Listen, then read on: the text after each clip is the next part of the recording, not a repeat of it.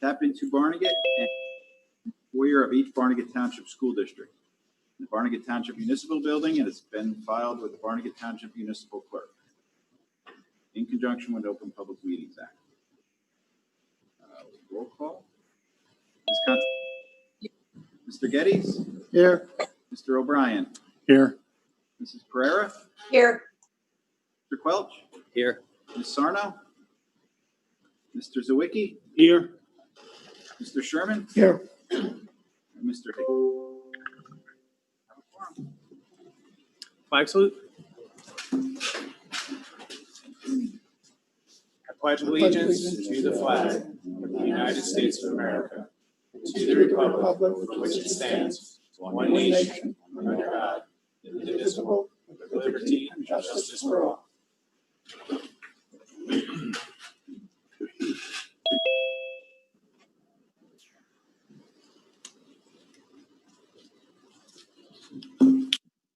All right, I'm looking for a motion to approve the addition to the agenda.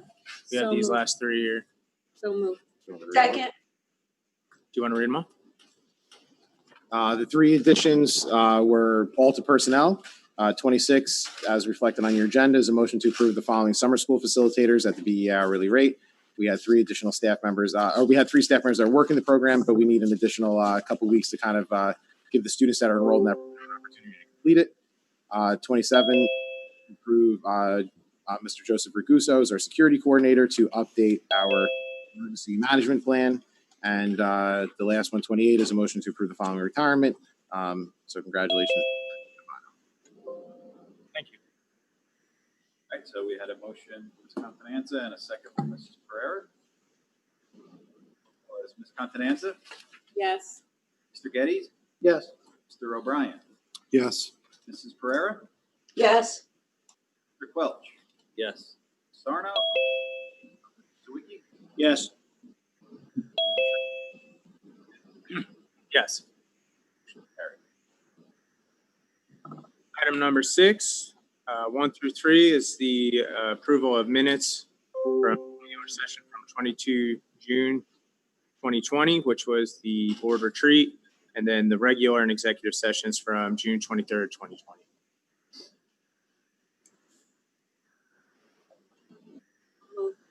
Second. Ms. Contanza? Yes. Mr. Geddes? Yes. Mr. O'Brien? Yes. Mrs. Pereira? Yes. Mr. Quelch? Yes. Mr. Zawicki? Yes. Mr. Sherman? Yes. And Mr. Hickey. Yes. All right, motion carries. Item number 7 is our Barnegat Education Association liaison, Mrs. Mayo, with an update. Hi, can you hear me? All right, great, thank you. So good evening. The association would like to thank the Board of Education and Dr. Latwis for our new contract. This contract is the first one in 14 years where 12-month employees received their pay increase on July 15th. We would also like to thank the Board of Education and Dr. Latwis for diligently and effectively working on a plan to reopen the school.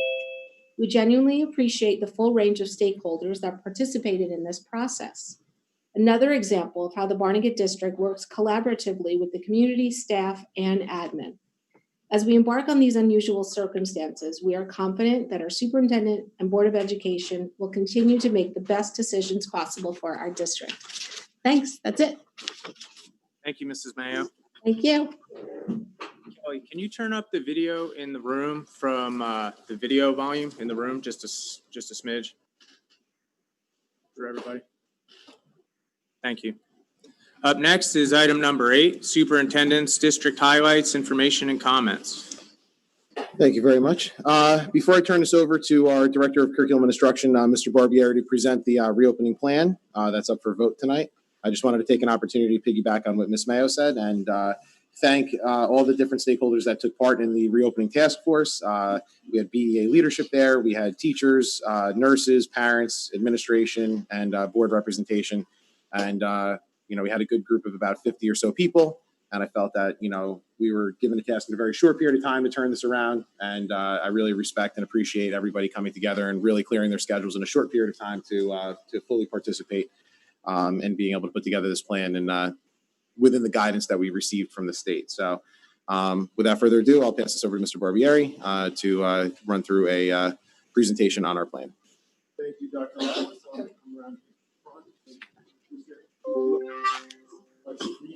Yes, please. Let me see if that is set up.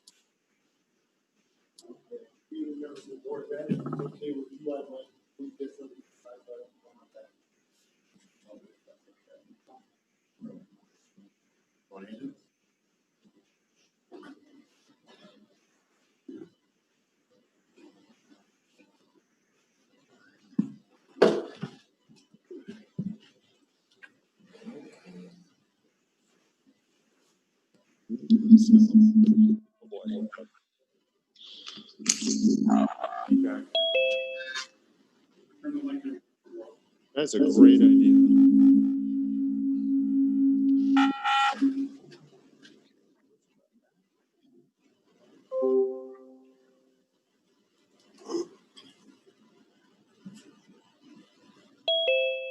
Check 1, 2. Is this getting audio? Can you guys hear me? No. Can't hear through the speakers, but yeah. Can you hear through the speakers? How about I turn this off and speak loudly and then on the mic? So the folks out on the internet can hear me? What's that? I don't want my computer mic at all. Because it'll go through that microphone to the system. Oh, even better. Okay, fantastic. Hi, good evening, everyone. Thank you so much for this opportunity. Thank you to Dr. Lattis and the Board of Education. Thank you to the members of the public. And I'm really excited to be here with you tonight sharing the reopening plan. So I see that my screen is up there, but I don't see it's a picture of me, and I'd rather much have the picture of the presentation. So give me 1 second to figure out how we can make it this. You have to make him a presenter, I think. I think he can share it. Is it saying no? All right, go ahead. All right, Kelly, we need your magic. I have this here. And we need Zoom first. Thank you for your patience, ladies.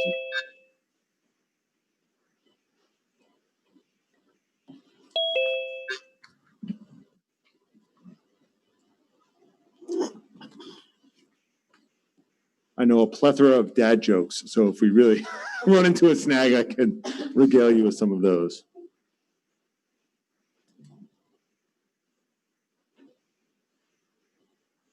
My kids actually made the tragic error of getting me a book of dad jokes for Father's Day.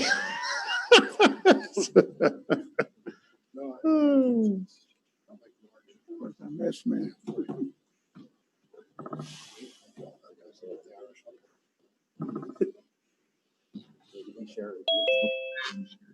I guess you could share that. Yeah, you could share the file with me. Max security issues. Oh, okay.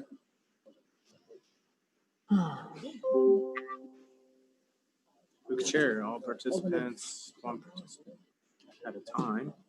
We can start sharing when someone else is sharing when they need to host.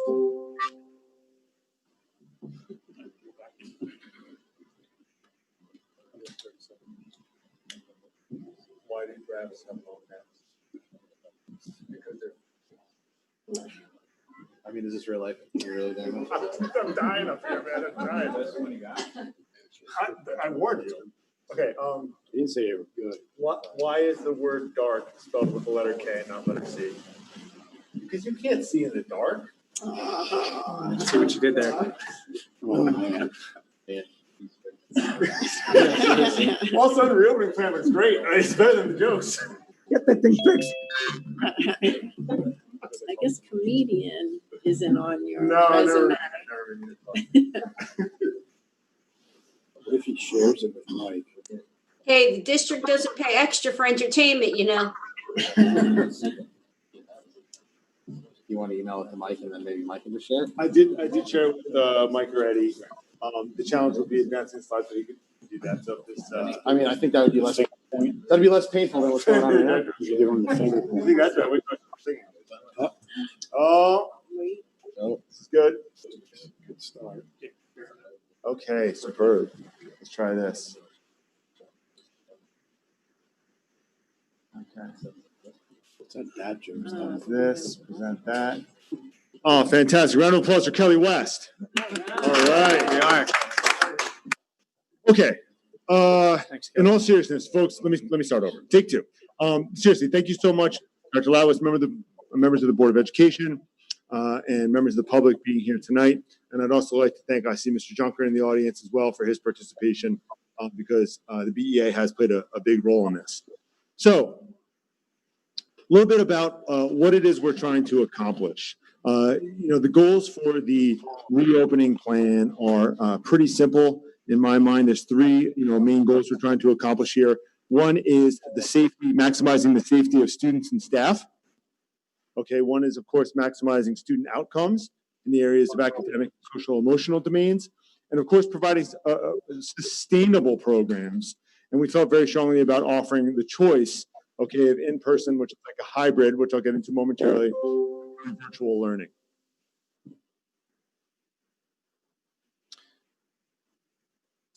The process for creating the reopening plan, Dr. Latwis addressed that a little bit earlier. We started with a community survey at approximately 2,000 responses, and we recognize that not all folks have availability of internet. So working with Mr. Brennan's office, we were trying to coordinate and look at a whole list of families in the district who potentially had not responded, so we can reach out to them directly and garner their input. It's very important for us to make sure that everyone in the community, 100% of the community, has access to reliable internet and to devices. And that's a common phrase you'll be hearing in the coming days called the digital divide. The folks who do and don't have access to these different things. And then we took that feedback and sat down with, as Dr. Latwis said, approximately 50 individuals, the district reopening task force, members of the Board of Education, parents, community stakeholders, administrators, teachers, education service providers, food service vendors, and other key staff members to get a multiplicity of perspectives. There's the old expression that all of us is smarter than any one of us, but we really had to put all of our heads together and look at this complex problem from many different, angles. And of course, we are bound, if you will, by the parameters from the state of New Jersey. I'll be speaking to that throughout the presentation. That's known as the NJDOE, the roadback plan. It's a 107-page document. Joyce. Which we did, of course, analyze. And in that roadback plan, there are two elements I'll be sharing with you. One is what's called anticipated minimum standards. That's, of course, the floor that everyone must do. Okay, of course, you can go beyond that. And then they provide considerations, which are not required, but things that you are encouraged to do. And I'll share those with you momentarily. We then created pandemic response teams at each of the schools. And as Dr. Lawis indicated with our head of security, we took a hard look at our emergency operations and are updating that to be relevant to the needs of the time. And, we really tried our best to craft a plan that met the needs of our community. And of course, we've now submitted that draft to the Board of Education tonight for their review. So this is the roadback. There's a link here. You can peruse it at your leisure. These are the 10 critical areas of operation. Each of these is addressed in our district's plan, and I'll be using these as the talking points for the presentation tonight. So I'll be going through each one of these and speaking to how we will be meeting those requirements, okay? And they're up there. I'll just pause a moment for you to read them, but of course, they're going to be featured in the presentation.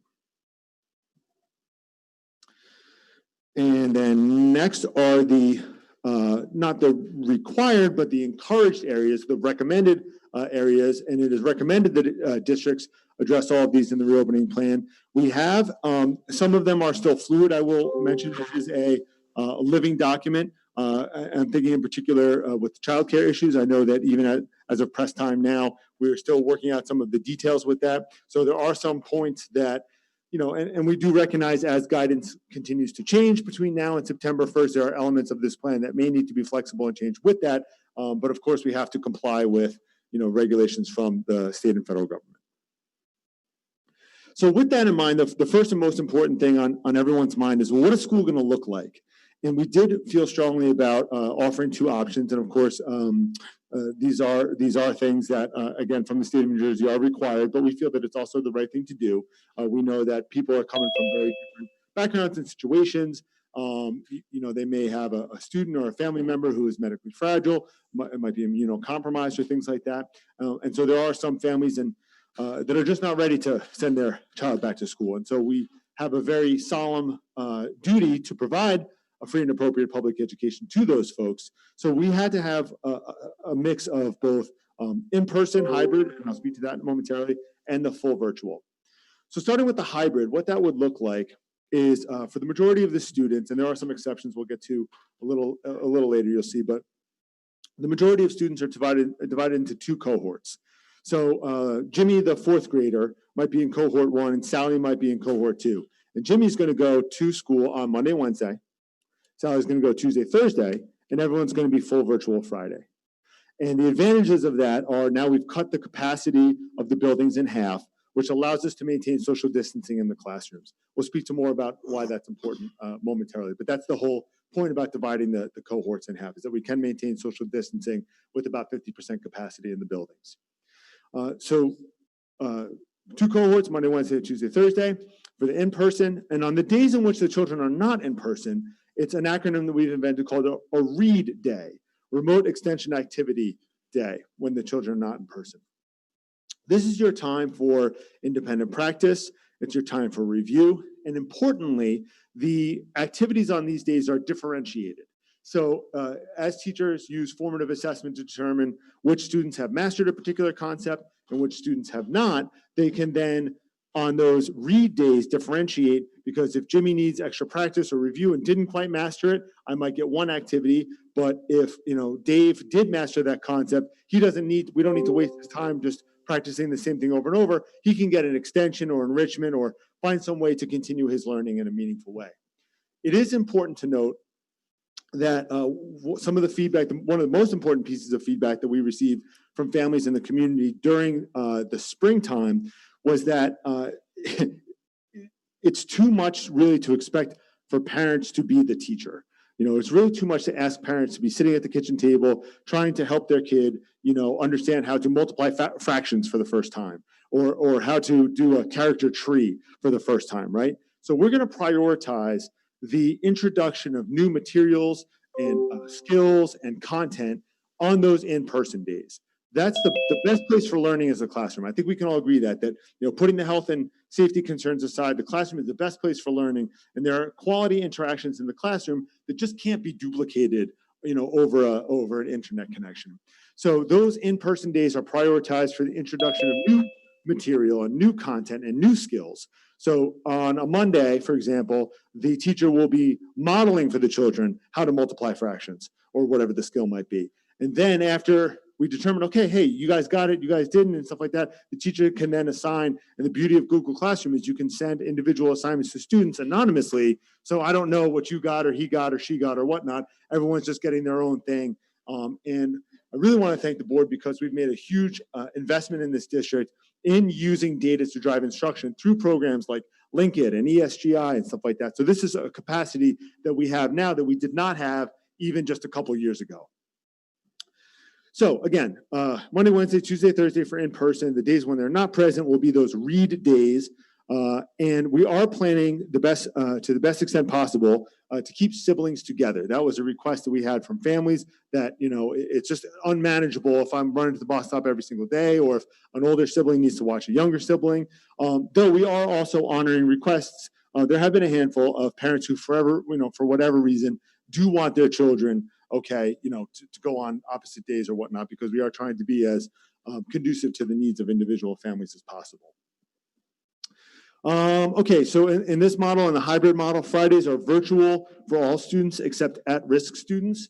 A big part of the rollback plan is making sure that we provide additional supports for the children who need them. Of course, that's something that we naturally want to do anyway as educators. But when I say at risk, I mean maybe students who are in the English as a second language program and would really benefit from extra contact time. Students who are on the response to intervention continuum and receiving basic skills instruction and would benefit from another day present at school. These are some of the at-risk groups that if we have the opportunity to bring them in, it's incumbent upon us to do so.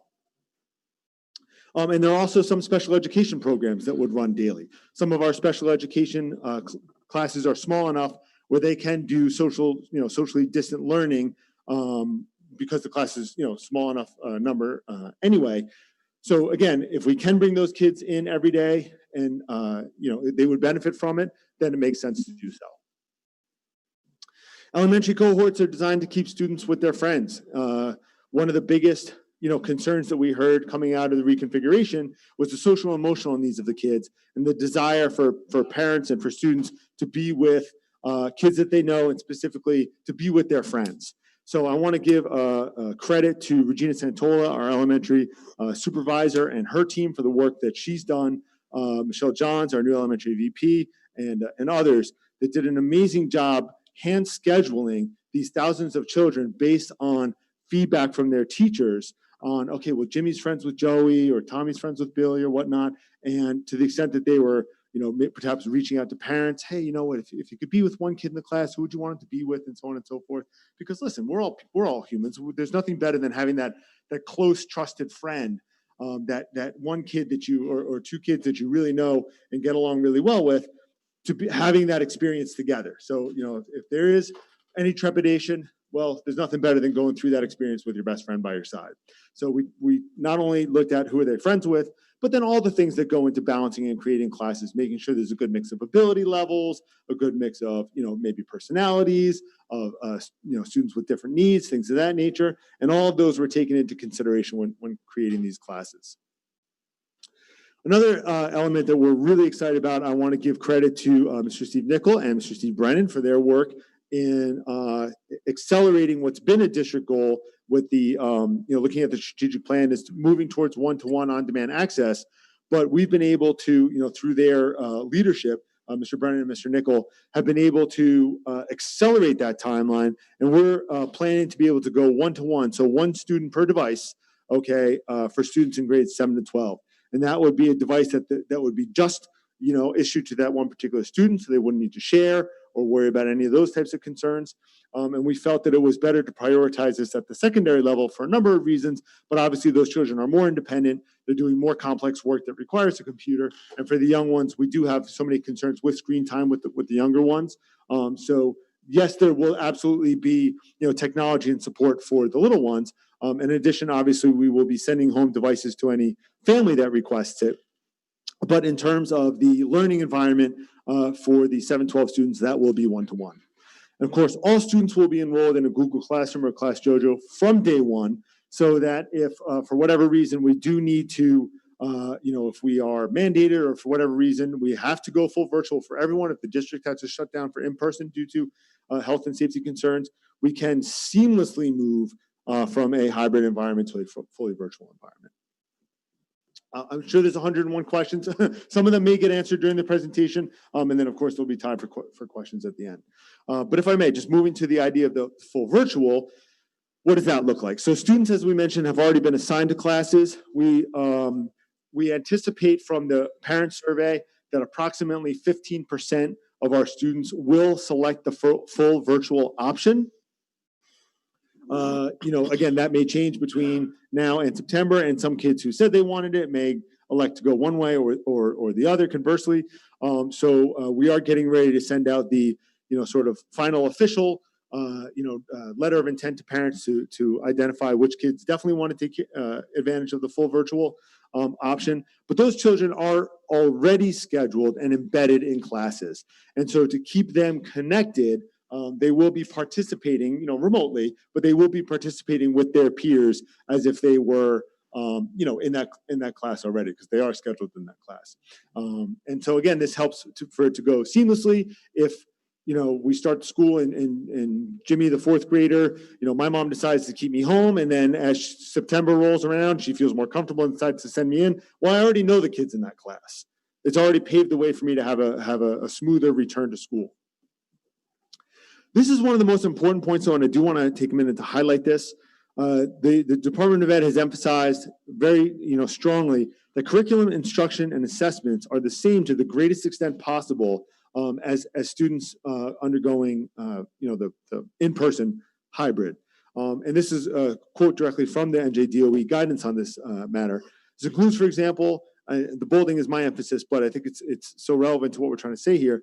The same standards-based instruction of the same quality and rigor as that afforded to all other students in the district, including the full-time remote learning must adhere to the length of school day requirements, local attendance policies, and other local policies governing delivery of service to and district expectations of students participating in remote programs. So what that all means, and I really want to take a minute to emphasize this because I don't want there to be any confusion or misconception about what this full virtual option in September will look like, because it's going to look very different, okay, from the experience that the children had in the spring. In the spring, you know, we were being reactive to a once-in-a-century pandemic. We've now had the chance to plan and prepare, and we're going into September much more proactive. And I'll talk more about those specific measures that have been taken later in the presentation. However, you know, we do know that some children and families had varying experiences, and for some kids there was maybe the perception of, oh, well, I only have 90 minutes worth of work. I can do my work in the morning and then kind of go play in the afternoon. Well, that's not the case. If it's a 6-hour school day, we need to be very clear that the children on the fully virtual are expected to complete approximately 6 hours of schoolwork each day. That does not mean 6 hours sitting in front of a screen. It means 6 hours of meaningful, engaging schoolwork, projects, reading, whatever activities the teacher has designed, okay? But it is not the, quote, easy way out. It is not, quote, easier than the in-person. And we really need to get that message out because I'm very concerned, quite frankly, that we don't want some kids to, or families to pick that option because they feel that it might somehow be easier or less work, or they're going to get better grades or anything like that. It is to the greatest extent possible the same curriculum, instruction, and assessment in the classroom and outside the classroom. So that's something I think we really need to be quite clear about from the beginning. That being said, the work obviously will be completed virtually. We'll talk more about that later for what those expectations are. And then on Fridays, which is full virtual for everyone, the kids, both the in-person kids and the virtual kids, will then have the chance to interact, more through their Google Meets and things of that nature, so that the full virtual kids do feel connected and do feel part of the, classroom experience. Okay, so the first topic of those conditions for learning is health and safety. Obviously, that's what's paramount in everyone's mind. So I'm just going to take a minute and talk a little bit about what that looks like. Obviously, we're beholden to all of the CDC, state, and local guidelines. I'm just going to highlight some of these points because I'm, just looking at the clock here and wanted to make sure we, have enough time to touch on all these things. Obviously, the idea of screening, temperature checks, social distancing in the classroom, those things are first and foremost on people's minds. The cleaning and disinfecting procedures, we're going to talk a lot more about that later in the presentation. The buildings and grounds and the maintenance and custodial staff has done an excellent job in preparing very specialized plans for each area of the district that might need cleaning and sanitizing. So, there are procedures, we'll be speaking about that throughout the presentation, for screening of if there's a student suspected of having symptoms. Staff members we're asking to self-report if they're feeling symptoms. And then the district will be, as we always do with children's health and wellness, monitoring the children for signs and symptoms as well. Face coverings. I know this has been a pretty contentious issue in the news. According to state of New Jersey, staff and visitors must wear face coverings. And it says in there that students are strongly encouraged to when social distancing cannot be maintained. Now, to be clear, students may remove face coverings once they're seated at their desk in a socially distant manner. I know that there are some districts that are opting to not go half capacity. Under this plan, then those children would be forced to wear a mask the entire day. We feel that that is an onerous burden, particularly for some of the young ones. To try to wear this, for 6 hours without a break is pretty tough. So the advantage of the half capacity hybrid plan is that we can space out the desks in a classroom in a socially distant manner, so the kids, as they're sitting there working independently, are able to take their masks off, and then of course put them on if they walk around the classroom or are traversing the building or whatever the case may be. But we also didn't want to get into a situation with kids where they're going to be, quote, punished for taking off their mask or things like that. So it's not going to go into the student code of conduct as a disciplinary thing, but we're going to try to use any students who are non-compliant with the mask as more of a teachable moment.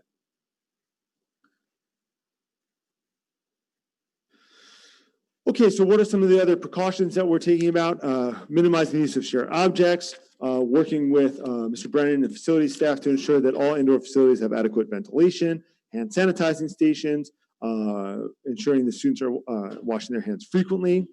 And I would like to just take a minute and dwell on the last point. The Arts Ed New Jersey organization has published a study. It was a joint study from University of Colorado and University of Maryland on the way in which aerosols, the droplets that may potentially spread SARS-CoV-2, how are the aerosols dispersed by various musical instruments? Because when you think about it, playing a flute or playing a trumpet or singing, there's some concerns, and rightly so, for how that may be spreading. So those universities conducted comprehensive tests and have provided guidance on, okay, if you have a trombone, this is what you should do. If you have a flute, this is what you should do. If you have, based on each different type of instrument, and how best to arrange music and band classrooms and how to respond to that. And I do just want to take a minute and highlight that because, of course, we're all very, very proud of our music education program. We were rated actually one of the best in the nation for music education. So we have the NEMC Best Communities for Music Education Award posted up there. So that is something that we take very, very seriously. Okay, transportation. So, of course, we're examining the bus routes. Mrs. Lisa Vargas, our transportation coordinator, has done an excellent job with that. Again, we're looking to do it in the most efficient way possible while still, of course, protecting the health and safety of the driver and the students. You see there some of the precautions that are being taken. And of course, parents have the option to opt out. And that was one of the questions in the survey, home to parents. And there was a decent percentage, about 38% of parents declined transportation and would feel more comfortable using a private transportation method. So here are some of the health and safety precautions. Drivers will use a proper disinfectant solution after each route to clean and sanitize key touch points. And then daily, each bus will undergo a complete disinfection process.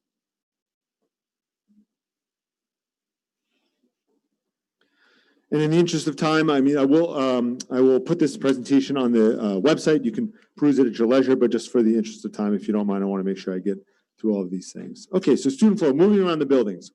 So our principals are very skillful in knowing their buildings, knowing the layout, knowing the flow, knowing these different areas and things like that, so that they can rework the logistics, if you will, of their buildings to be more conducive to these situations. So what does that look like? One-way hallways, single unidirectional hallways, so that kids aren't coming face-to-face with each other. New signage, we've all seen that signage that, if you could jump into a time machine 2 years ago and see one of those floor stickers, it wouldn't even mean anything. And now they're so ubiquitous. It's very interesting how much the world has changed. But we're changing with it. You'll notice sneeze guards in the main office. As I mentioned, the principals are very skillful. I'll give you one example of that. So elementary specials are 43 minutes per day generally. They're being reduced to 30 minutes per day to allow some additional time so that you don't have one class coming in as one class is going out, so one class can safely leave. The teacher has time to sanitize any materials or whatever the case may be, to maybe clean up and organize. Or let's say I'm in an art room and this is one box of materials for my period 1 class. I can put all those away and get a separate box of materials for period 2 class so we don't have cross-contamination, things of that nature. And because for the elementary teachers, that 43-minute special is coincides with their prep each day. To be in compliance with the BEA agreement, we have redone the schedule of the day from a 7-hour day to a 6-hour day. I'll explain more about that at the end. But that 13 minutes of prep time was given back to the teachers at the conclusion of the day to be in alignment with the needs of the contract. Okay, screening, PPE, and response to students and staff. A lot of this comes directly, guidance from the Department of Ed. There's not a lot that we have latitude with in terms of, obviously, we're going to be screening students. Obviously, we're going to be doing it respectfully, trying to honor their privacy, trying to honor their dignity. No one obviously wants to be singled out or things like that. So we do have a procedure we're calling the green folder procedure, and that is a nod to procedures that we already have in place at the high school, the so-called orange folder procedure, so that if a student is suspected, let's say, under the influence of drugs or alcohol, we can use code words and things of that nature to identify, the student and alert the administration without obviously calling undue attention to the child. So you can see there, the procedures are listed out, and then, without getting too far afield, some people may have questions about, well, does this mean we're going to have to close the school or things of that nature? Those details we're obviously still evolving, and in consultation with Dr. Lawis and the Board of Education. We will need to, so this is the reopening plan. We'll need then to have potentially a reclosure plan that, if the schools get open, what would that look like if there is an outbreak? But there are some procedures we would already have in place. If there's a single case, closing the classroom for 72 hours, allow time for disinfecting. The other children can be, switched to full virtual, things of that nature. And of course, anything that we're going to be doing is going to be done in accordance with HIPAA privacy laws. Okay, response to students or staff presenting symptoms. We have identified areas in each building where if a child is potentially showing symptoms of COVID-19, they can be safely and respectfully isolated from others. We are bound by the need to alert the Ocean County Health Department. So you see the district officials must immediately notify local health officials of confirmed case while again maintaining confidentiality. But the key takeaway kind of from this is we're already planning that if a classroom did have to close, or let's say, a teacher were COVID positive, what would we do? Well, things like buddy classrooms, the ability to go full remote if need be. There are actually tremendous advantages to the reconfiguration model actually at this time, because now having, say, all third grade in one building or all second grade in one building, it's much easier to have buddy classrooms where we can be, following the same curriculum on the same pace and things like that. So yes, we have a substitute teacher service company through Insight, but it's very difficult for that substitute to just kind of drop into the middle and know what's going on. Well, now they have a buddy that's literally on the same page and doing the same thing with them and can give them the support and the guidance. We also have 4 master teachers, 4 RTI data coaches, and these are all instructional support staff that can, provide additional guidance and support if a classroom does need to go remote, on the drop of a hat. Contact tracing, this is a required element of the plan. Really, honestly, not much to say here other than we are bound to report to Ocean County Health Department anyone who is sent home as suspected of being COVID-19, and then they are responsible for all contact tracing operations. The district does not handle that. Facilities cleaning procedure. This part is incredibly detailed. Suffice to say that under the leadership of Mr. Brennan, as I said, the buildings and grounds and custodial maintenance staff developed specialized plans for each of the following areas. So without going into too much depth, you can peruse the plan yourself and read what that looks like. But I did just want to highlight, I thought it was very wise on their part to have specialized cleaning procedures based on the needs of different areas. Food service, meals. Okay, so obviously the big thing here is that we are going to discontinue family-style, self-service, and buffet-style dining. We've been working very closely with Chartwell's, our food service provider. They're an international organization, so they have actually a tremendous amount of experience dealing with this very same issue in other countries that have, with schools that have already opened, in other countries. So we're working with them to identify what that would look like. Tentatively, the plan is for students to have, prepackaged grab-and-go type meals. We were actually literally this morning working with them on what the delivery would be, whether students walk down to, let's say, a kiosk to pick it up, if it's delivered to the classroom. So, not all the details are fully formulated, but the basic plan is that the teachers would be present in the classroom. Children would eat in their classroom, okay, and teachers would be present for that. Whether the teacher chooses to eat or not is up to him or her, but it's important that this does not count as the teacher's lunch. Since they're supervising children, that counts as a duty. So when I mentioned about the truncating the school day from 7 hours to 6 hours, the reason being is that quote teacher lunch, that 45-minute contractual teacher lunch, will actually occur at the quote end of the school day after dismissal, and then the remaining 15 minutes of that hour will be for compensation for the 13 minutes that they would have missed from their prep time during the special, because remember, they went from 43 minutes to 13. So we're still in alignment with all of the contractual needs of the teachers through the BEA. And we feel that this is, for students to eat in a socially distant manner, to still have the camaraderie of kind of being around their friends. But this way, it's much safer in that type of environment than obviously at cafeteria tables where they're facing each other.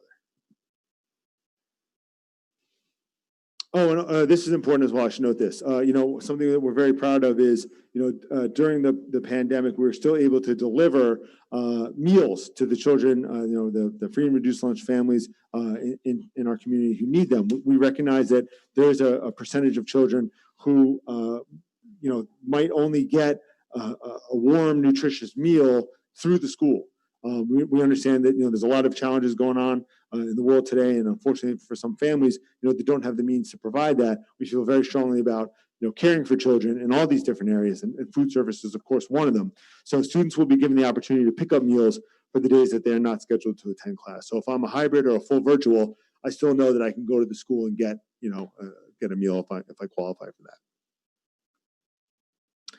Recess, physical education. Okay. So we've taken an inventory of outdoor spaces. Again, credit to the principals and their logistical skills. They're working on a schedule of cascading throughout the day. So instead of everyone going out for recess at the same time, say, your 20-minute recess slot is, at this time, your 20-minute recess slot is at that time. So kids still get a chance to go out and play, and be kids. And we're able to do that without overcrowding any one particular area. We do also want to note that we're putting a tremendous emphasis on the social, emotional well-being, the wellness of children. Yes, school is, academics is a centerpiece, but it's not the only thing that we need to really be thinking about at this time. So that's the bullet that you see there. Special attention will be made to student social, emotional, and physical wellness to increase the likelihood of pupil self-care. And that's just basically a fancy way of saying, really emphasizing the kids and helping kids take care of themselves during this time. Another important component of this plan, because of concerns about locker rooms and proximity and things of that nature, we are encouraging students to wear comfortable clothing and safe footwear to school so they can participate in physical education classes without the need to change.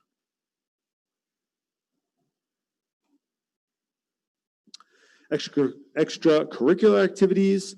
Okay, so sports is something definitely on the top of everyone's mind. I'm not going to address it here other than just to say that guidance does not come from us. That comes directly from the governing body, the New Jersey State Interscholastic Athletics Association, NJSIAA. They are the governing body of all high school sports, and they are constantly updating. So that link there will take you to their COVID-19, updates page, and it's obviously changing, all the time with which sports are permitted and what coaches are allowed to do with athletes. But, look, there's a number of extracurricular activities that can run virtually, okay, and we'll plan to begin the year with them running virtually. Student government, National Honor Society, gaming clubs. We actually have an esports team now at the high school, Cyber Patriot, things of that nature. So, we want to provide as many opportunities to kids as we safely can do. Importantly, and we know we have a lot of outside groups that do use our school facilities. Due to health and safety issues, external community organizations will only be permitted to use outside venues. Social emotional learning, you've heard me mention that many times throughout the presentation, along with academics. Those are really the two cornerstones of what we're trying to accomplish with the children. And I'd be remiss, I say with the children, but also the educators. This is tough for adults too. Yes, we're focused on the kids primarily because that's what we're here for, but we can't forget the staff. We can't forget the members of the community who are going through this tough time together. And so their wellness is important too. So, we've acknowledged and prepared for potential trauma that staff and students face during COVID-19. We are very fortunate to have a strong school counseling team led by Mrs. Leah Purpurai. So they're doing an excellent job in preparing programs for students and staff.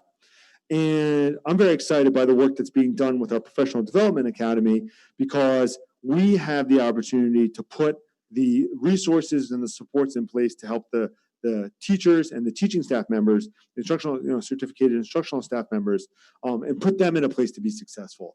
We always joke that more and more is being asked of educators every year. Well, that's particularly true this year.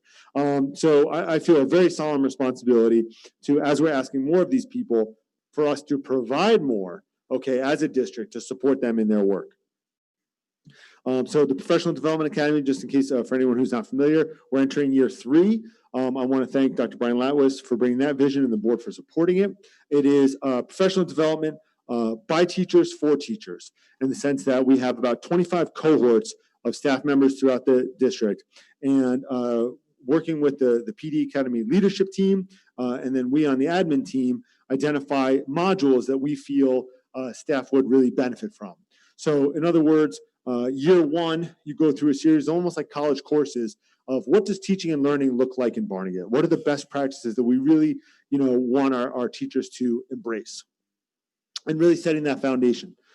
Year 2 is a little, building on that, becoming a little more complex, using data to drive instruction, everything we talked about with differentiation, standards-based analyses, things of that nature. And then now moving into year 3, we've just begun the planning for rolling out year 3, which is centered around executive functioning and helping students promote their executive functioning skills, organization, time management, focus, self-regulation.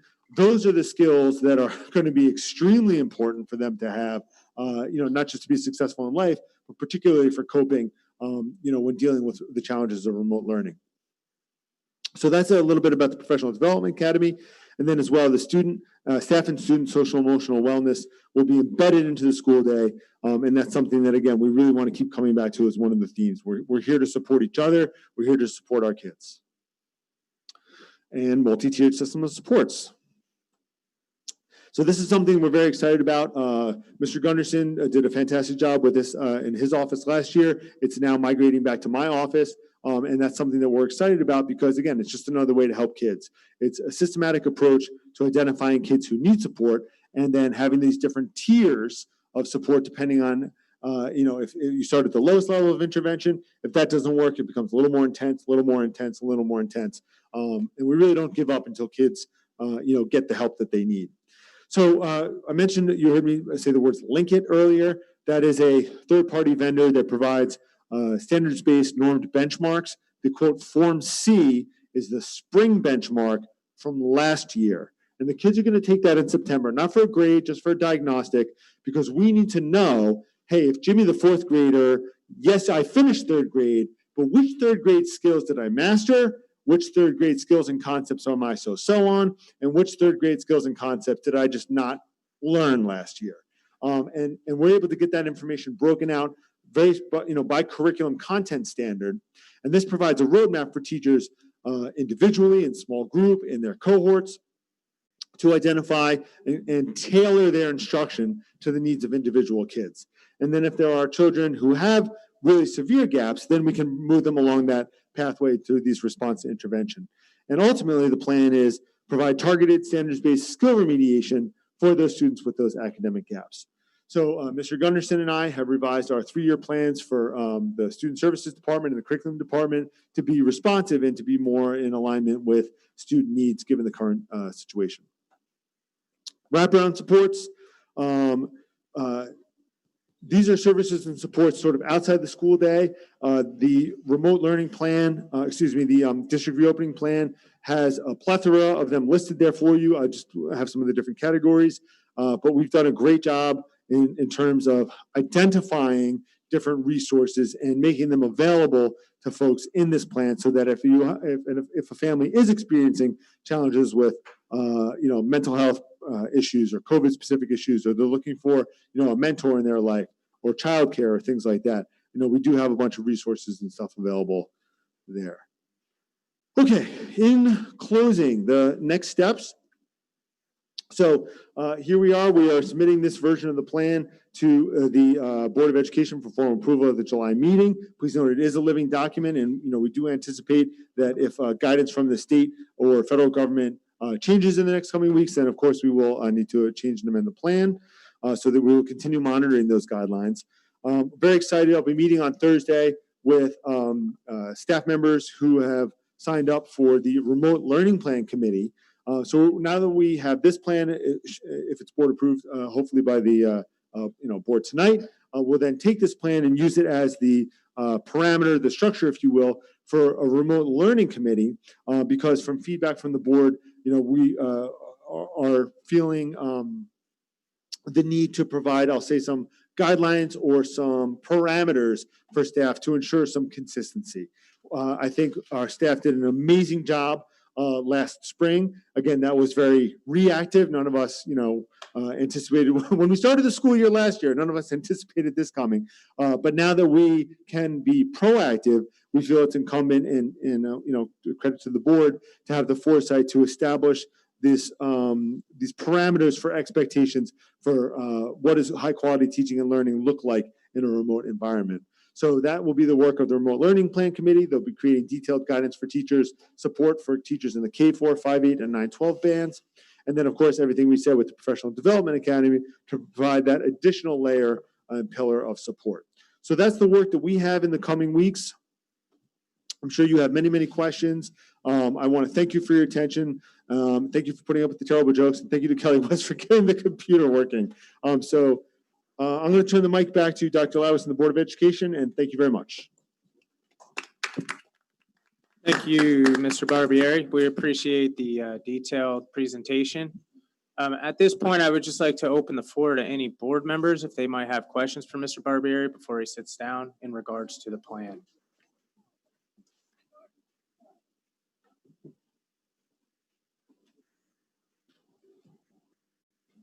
Okay, we'll move right along into committee reports. Thanks again, Mr. Barbieri. Up first will be Finance Committee, Mr. Geddes. Okay, good evening. The Finance Committee met on July 16th. Some of the topics we discussed was regarding insurance-related payments for the district during the closure of the COVID-19 in the springtime. We also discussed the before and after care program, the length of the contract, and the RFP review process that was done. Addition, the committee discussed several of the revenue accounts, specifically regarding the Bengal Cubs and the before and after care programs, which were no longer functioning under the district oversight, and what are the accounting procedures behind that. There is a policy, I believe it's in the governance approval tonight, regarding inter-board meeting payments for certain priority items. Additionally, we discussed the ESIP program. I believe there's a motion as well regarding that, and talking about the potential use of savings going forward. And that is all. Okay, thank you, Mr. Geddes. Up next will be Buildings and Ground, Mr. Sherman. Good evening. We had our facility use and building and grounds meeting on July 15th. We have one motion approved for approval for tonight. The Energy Savings Improvement Plan. We hired the energy audit firm of CHA to conduct an energy audit. They will be working with our architectural firm of Spiegel Architectural Group. We will be working on lowering energy costs at all buildings in the district. Our business administrator indicated that the district will restrict facility use to outside only. No use of buildings will be permitted until further notice. The outside above storage tank is progressing as planned. We started the alterations of the 6th grade science classes at the Horbelt. And our facility supervisor has installed plexiglass in all the main offices of each school. Thank you. Thank you, Mr. Sherman. Next will be Mrs. Pereira with a report from the Education Committee.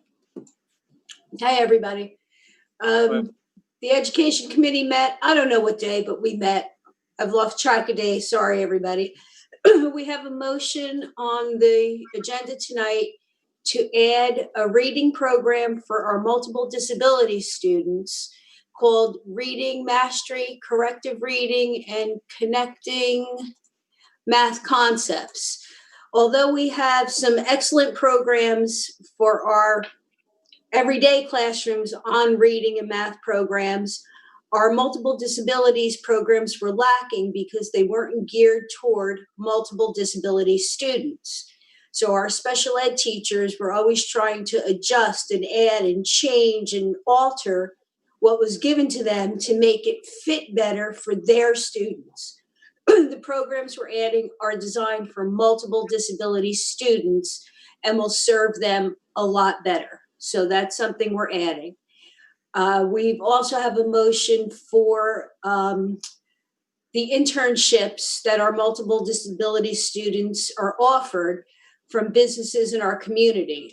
Each year we have a list of businesses that are approved. We have the same thing this year, except of course we don't know how that will look moving forward with the restrictions. However, the businesses are approved. So when the time comes and all is safe, the students can move into those businesses and get hands-on experience in working in our communities for us.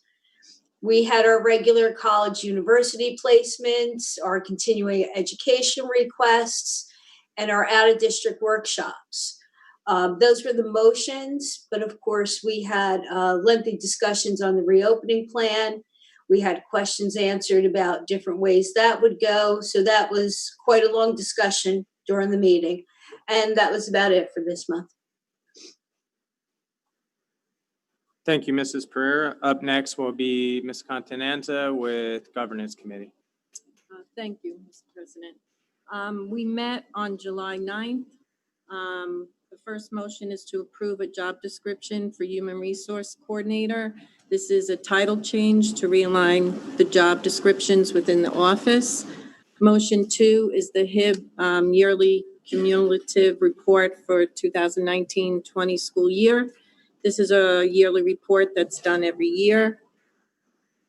Motions 3 and 4 are first reading for adoption of policies and regulations. Motion 5 is the reopening plan for the September 2020. I'd just like to take a moment, since it's on the governance committee. I'd like to express my thanks to all the people involved in putting together this reopening plan. The time and effort that was put into this plan can certainly be measured by this end result. The governance committee received this plan to vote on tonight, and as with any plan that the committees receive, it is after all the hard work behind the scenes that have been done. So again, I'd like to thank Dr. Latwis and his team, the teachers, the parents, and the parents' input that helped create this reopening plan. So thank you very much. Motion 6 is school health closure plan. That's the plan that we used for from March to July 2020. And also on governance is the revised school calendar. So Dr. Latwis, I know you're probably going to speak more about this, but it outlines group 1 and group 2 and on the days they come in person. And we also revised a PD day. We moved it to Friday, which is their virtual day. And thank you. That's it. Okay, and Ms. Sarno's not here this evening. Can you please do the HST committee as well? Sure. Thanks. Okay, we met on July 14th. Paul Canizaro, whose name is close to mine, from Pitbull Secure Technologies, gave us an update on the education initiatives that will drive the IT process. The committee also discussed the opening of the school district, the technology needs for the district, and of course, for virtual learning. And the committee also reviewed the safety grant that has been submitted. And that's it. Thank you. Thank you, Ms. Contanza. Up next is personnel. We met last week. The primary stuff that we were discussing was stipends for summer work and for activities next year. We had a group of new hires, so congratulations to all the people who are on the agenda this time around for your selection to the district and your upcoming school year. We wish you the best. Also, I would like to take a second to recognize Mrs. Deanna Bato for her retirement. And that's basically, otherwise with Personnel Committee, it was a routine meeting, just basically preparing and adding extra hours to get summer work done to put ourselves in the best possible position to have a successful year. Up next would be the grade banding committee. Although we don't have any motions on the agenda this time around, we did review the project management plan in depth. I'm happy to report that we are still ahead of schedule and budget in probably more than 95% of the areas to include curriculum, transportation, and the move, which were the areas I think were of the highest concern to the board and the community. Otherwise, Mr. Deemer is here this evening. He is the chairperson for the Citizens Advisory Committee. They did meet twice over the last month, and he will provide an update to the Board of Education on the progress. Mr. Deemer, thank you. Good evening, board members. Since the last BOE meeting, the CSC has met twice. We are anxiously awaiting the reopening plan approval. Hopefully it happens tonight. Our last meeting pertained mostly to discussing some parts of the reopening plan and getting any feedback from that. Previously, we also reopened the idea of possibly trying to hold the student plan that was trained in practice for last year, and with the help of Ms. Contanza, we're looking at using Barnegat 67's outdoor space to possibly have it, as long as we can follow all the proper health protocols and so forth. The kids work really hard, so we're trying to find a way to put that on if we can. In addition, one of our recommendations came out. The principals released a statement or memo to the parents recently. That was from the CAC's, on the CAC's recommendations. You should see some other memos coming out here in the near future. Google Classroom or Google Meet for all the kids, and some transportation stuff as well. Appreciate your time, and thank you. Thank you very much, Mr. Deemer. I'd also like to relay the board's appreciation to the Citizens Advisory Committee for all of the great recommendations that have been coming out. So for any of the members that may be on the Zoom call this evening, is very much appreciated. So that brings us to President's remarks and comments. I'm going to keep it brief tonight. We do have quite the crowd, and this meeting's going to end up being a little bit longer than normal. But number one, I wanted to take a moment to thank everybody that participated in the reopening task force. When Governor Murphy put out his 104-page guidance document, I'd say within minutes, the administration was already digesting it, tearing it apart, breaking it down, doing what we call in the military mission analysis. And they started working right through that process right off the bat to kind of make the best possible plan. And prioritizing staff and student safety is the number one thing that we saw in that plan. I can assure you that unanimously this board is looking out for that number one priority, staff and student safety. Number two, that plan addresses the best possible outcomes that this administration could put together for our students going into this year, given the restraints and the limitations that we are dealt with right now.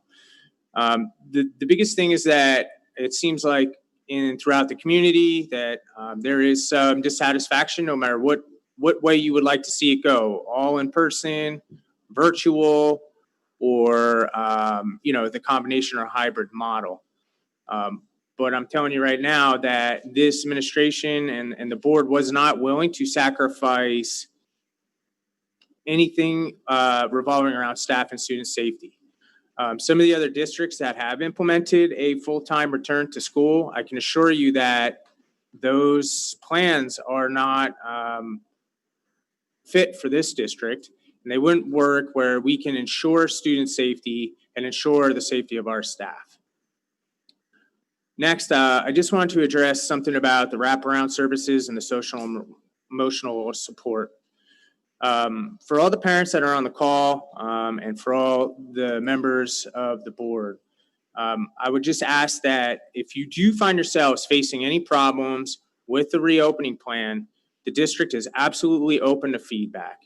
First and foremost, address it with your teachers in your classroom, bring it to your building administrators, and then if you're still not finding the relief or your needs are being met, make sure you bring it to Dr. Latwis and his team. Additionally, if you have comments that aren't maybe a fit for those channels, you can directly address through the One Barnegat email, onebarnegat@barnegatschools.com. That email is monitored by several administrators, and they will begin addressing your problems immediately. And lastly, I just want to say that the administration has really put together tons of resources. If you or your family or a family that you know is finding yourself in a situation where you may be not dealing well with the situation, or you find your child falling behind, reach out. Reach out to your teacher, reach out to your building administrator, and don't be too proud to ask for help, because there are so many services throughout the community, whether it's CTC or the Oasis Center or this district, that nobody should be for want of anything. We've had several families with some very tough problems, and we're able to help and address their situations and bring them along. So that's all I have for President's remarks this evening. Up next would be public session. Barnegat Township Board of Education appreciates and welcomes public comment, advice, and suggestions, especially when it's intended to assist the Board of Education. Please feel free to speak to the board during the public session. Comments and discussions will be limited to 1 5-minute period per individual unless requested by the chairperson to continue on a point of clarification. Public comment at special meetings of the board shall be related to the call of the meeting in accordance with the accordance with Board of Education policy. Each participant must be recognized by the presiding officer and must preface their comments by an announcement of the name, address, and group affiliation if appropriate. Your anticipated courtesy to the members of the public and the board is appreciated. All right, looking for a motion to enter public session. So moved. Second.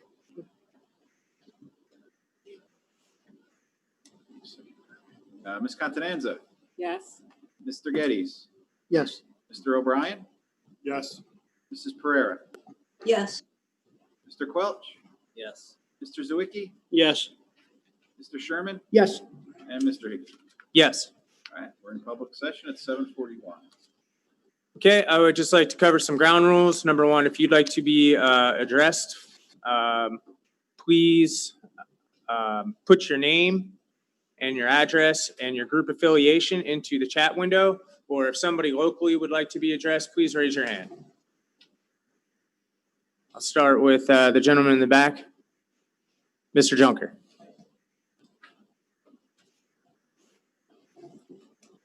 William Junker, is this on? You guys hear me? We can hear you. Thank you, sir. William Junker, I'm the president of the Barnegat Education Association. I do have prepared statements, not using my style. I figured with everything that's going on, to best serve the board, the team that I was on working to build the plan, and all of our staff and students, I wanted to write something for this.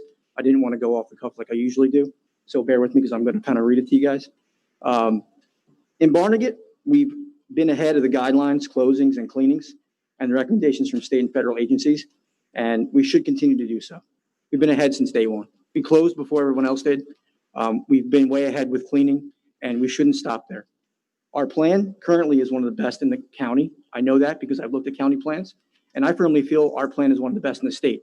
And I know that because being the president, I've been privy to other plans in the state of New Jersey. I think there's something missing in our plan. I know we're doing a good job with social distancing, but I think we should add masks as a full-time requirement. We should have masks on door to door, from the bus stop, on the bus, into the building, throughout the time in the building. We have to work on lunches, obviously. I understand that piece, until they leave. Accommodations should be made, obviously, for those students, special education students as well. We have to look at accommodations for those kids that are unable to wear coverings.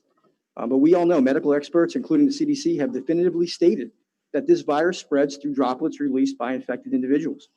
According to CDC, the virus is spreading very easily, and we can see that right now, that it is spreading again very easily when we open things up. There's also mounting evidence, according to the World Health Organization, that it also may be spread by tiny particles spent in the air. Mr. Barbieri talked about that thing that we were talking about with the study that I've looked at for, I guess that one was actually longer than the one that came from the state of New Jersey. I think it was 199 pages, something like that, right, Jim? About the arts and droplets. Cloth masks are considered as the absolute necessary to minimize the spread. In addition, there's been some recent reliable studies that I've shared with our district and have shown that children ages 10 and up pass the virus as easily as adults do. We should take that into consideration because, like I said, we've been ahead of the curve here in Barnegat. We were way ahead, and I've been applauding that from the beginning, and I've been reiterating that with our staff when they ask questions to me as the president. We've been ahead. Don't worry. We've been ahead. We're planning. Our teachers, our staff in the classrooms cannot be expected to maintain the social distance at all times, and nor should the students for that matter. How will a teacher move from desk to desk to help students one-on-one without this full-time mask requirement? I'm a special education teacher with a small class all the time, and I'm always well within that CDC guideline, all times working with my students. Very rarely I'm at my desk. I'm always breaking that bubble. How can we expect our staff, our students to feel comfortable in the classroom without that requirement? Masks are currently a full-time requirement in every building in New Jersey. You go into Home Depot, go into ShopRite, you have to wear a mask. We can't have dinner yet. We can't go to the gym. I'm shrinking. Why are our schools any different? Why are we sitting here making a plan, which I, again, will applaud? Why is our plan any different than what we're seeing in the real world when we go to ShopRite? Providing these basic health and well-being for the students and staff is the foundation upon all school reopening plans. Masks are the minimum level. And we never provide a minimum level on Barnegat. You guys all know, I was a Barnegat student. I've been a Barnegat teacher for I don't know how many years now. We never provide a minimum level here. We have always been working to be better and provide a maximum level. We should be providing the maximum level to these kids. And again, I'm not bashing our plan. I don't want anyone to misinterpret that. I think our plan is amazing, that we're not bringing 100% students in. But I think we can do a little more. I applaud our plan, but one infection is not acceptable. One infection is one too many, and that goes for staff and students. I stand here not just representing our staff as the president, but as students as well. One infection is no good. As president, I've heard about infections that are taking place in our state right now during ESY, and that's not acceptable. That's not acceptable to me. I'm begging you guys to stay ahead of the guidelines. Dr. Latwis, our admin team, everyone that's on this committee from the day one has been ahead. I urge you guys to stay ahead. I know the challenges that saying that brings. I understand those challenges. Making people wear masks 100% of the time, our students. I understand those challenges, but I think we can overcome those challenges and make those teachable moments. Thanks, everybody. Thank you, Mr. Junker. I'm going to take the next one online. Would be Mr. Fedorsik, 131 Rock Rimmon Boulevard. Mr. Fedorsik, please unmute and address the board. Can you all hear me? Yep, loud and clear. All right. I apologize for not being present today. Fortunately, I had to run out to work, so it's live from Lair State Park. I completely agree with the sentiments of Mr. Junker. Couldn't have echoed those any better than he had. Dr. Lawis, I did send you a text message a short while ago because I wasn't sure if I was going to be able to get on the call. One of the concerns that came up from the community, like literally within the last, say, 24 to 48 hours, is as far as the hybrid plan, was there any thought, and I don't believe it was ever brought up in the CAC, the Community Advisory Committee, as far as I recall, was there a reason why we went Monday, Tuesday, Wednesday, Thursday, as opposed to having the same set of students in on Monday, Tuesday, doing the all virtual on Wednesday to allow for a deep cleanse, and then doing Thursday, Friday with the second set, allowing those students to remain in there, basically maximize their time in there, reducing some of the move around and change over a couple days. That was the only the question that I had, just to bring up, not more or less for me, but for for the public. The other item that I have is just really a comment, and this is for everybody in the board. I actually had a short conversation with Mr. Geddes today out in our development regarding the reopening. I am on board with our reopening plan. I think we've done a great job up to this point. At the very least, looking through the details, taking the input, and getting that feedback from the administration, at least on the Community Advisory Committee side. But the reality of it is, like Mr. Junker said, this thing is still spreading.